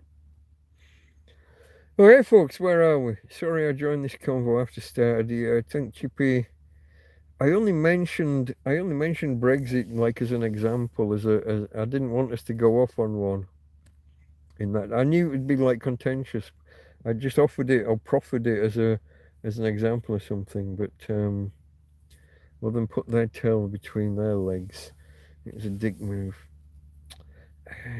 Politics, folks, politics. This is why we don't discuss politics. I don't want you falling out. You're all my friends. We don't argue. Here's the thing. I dropped the N-bomb and you guys are all fucking arguing about Brexit. I should be the bad guy here, no? I literally dropped the N-bomb. I didn't take a timestamp, but I farted and choked an angel. Oh, you see, angels fear to tread. Yeah, rushing in where angels fear to tread. That's my hallmark. But yeah, I don't know, folks. How did I drop an N-bomb and you guys ended up arguing about something totally different? And I missed the 3 o'clock. We could have ended at 3 o'clock, but we didn't. I'm here with my beer, and I think we're going to call it quits when I finish this one. I do have a bit of a I have a sensation building. I might have to nip into the trees. So we're going to end soon anyway. Say goodnight to the bad guy. Who's the bad? Am I the bad guy? Where's Tina? Tina's the bad guy. I can tell. She keeps farting. It keeps stinking in here. My little poo factory is in attendance. Aren't you, babe? She's asleep, snoring, purring contentedly, as you might say. Although dogs don't purr. Scarface. Never watched it. I don't do gangster stuff. I don't like films where the hero is a bad guy. But yeah, we're going to draw it to a close, folks. I like I said, we'll maybe do it now. It's after 3:05 in the morning here, and I had to be woken up just to come and do the stream. I fell asleep. I was away. Yeah, if you could hit the thumbs up, the likes, the subscribes, do the things on the way out the door, folks.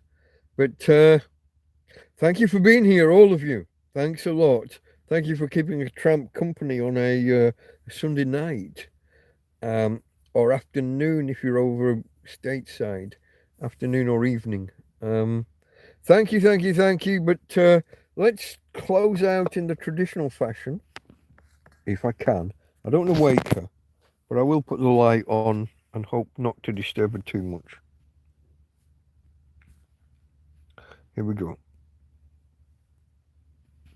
So, from Tina. No, babe, stay where you are. You're okay. Stay. Tina's a good girl. From Tina. And from me, Delta Mike. Out.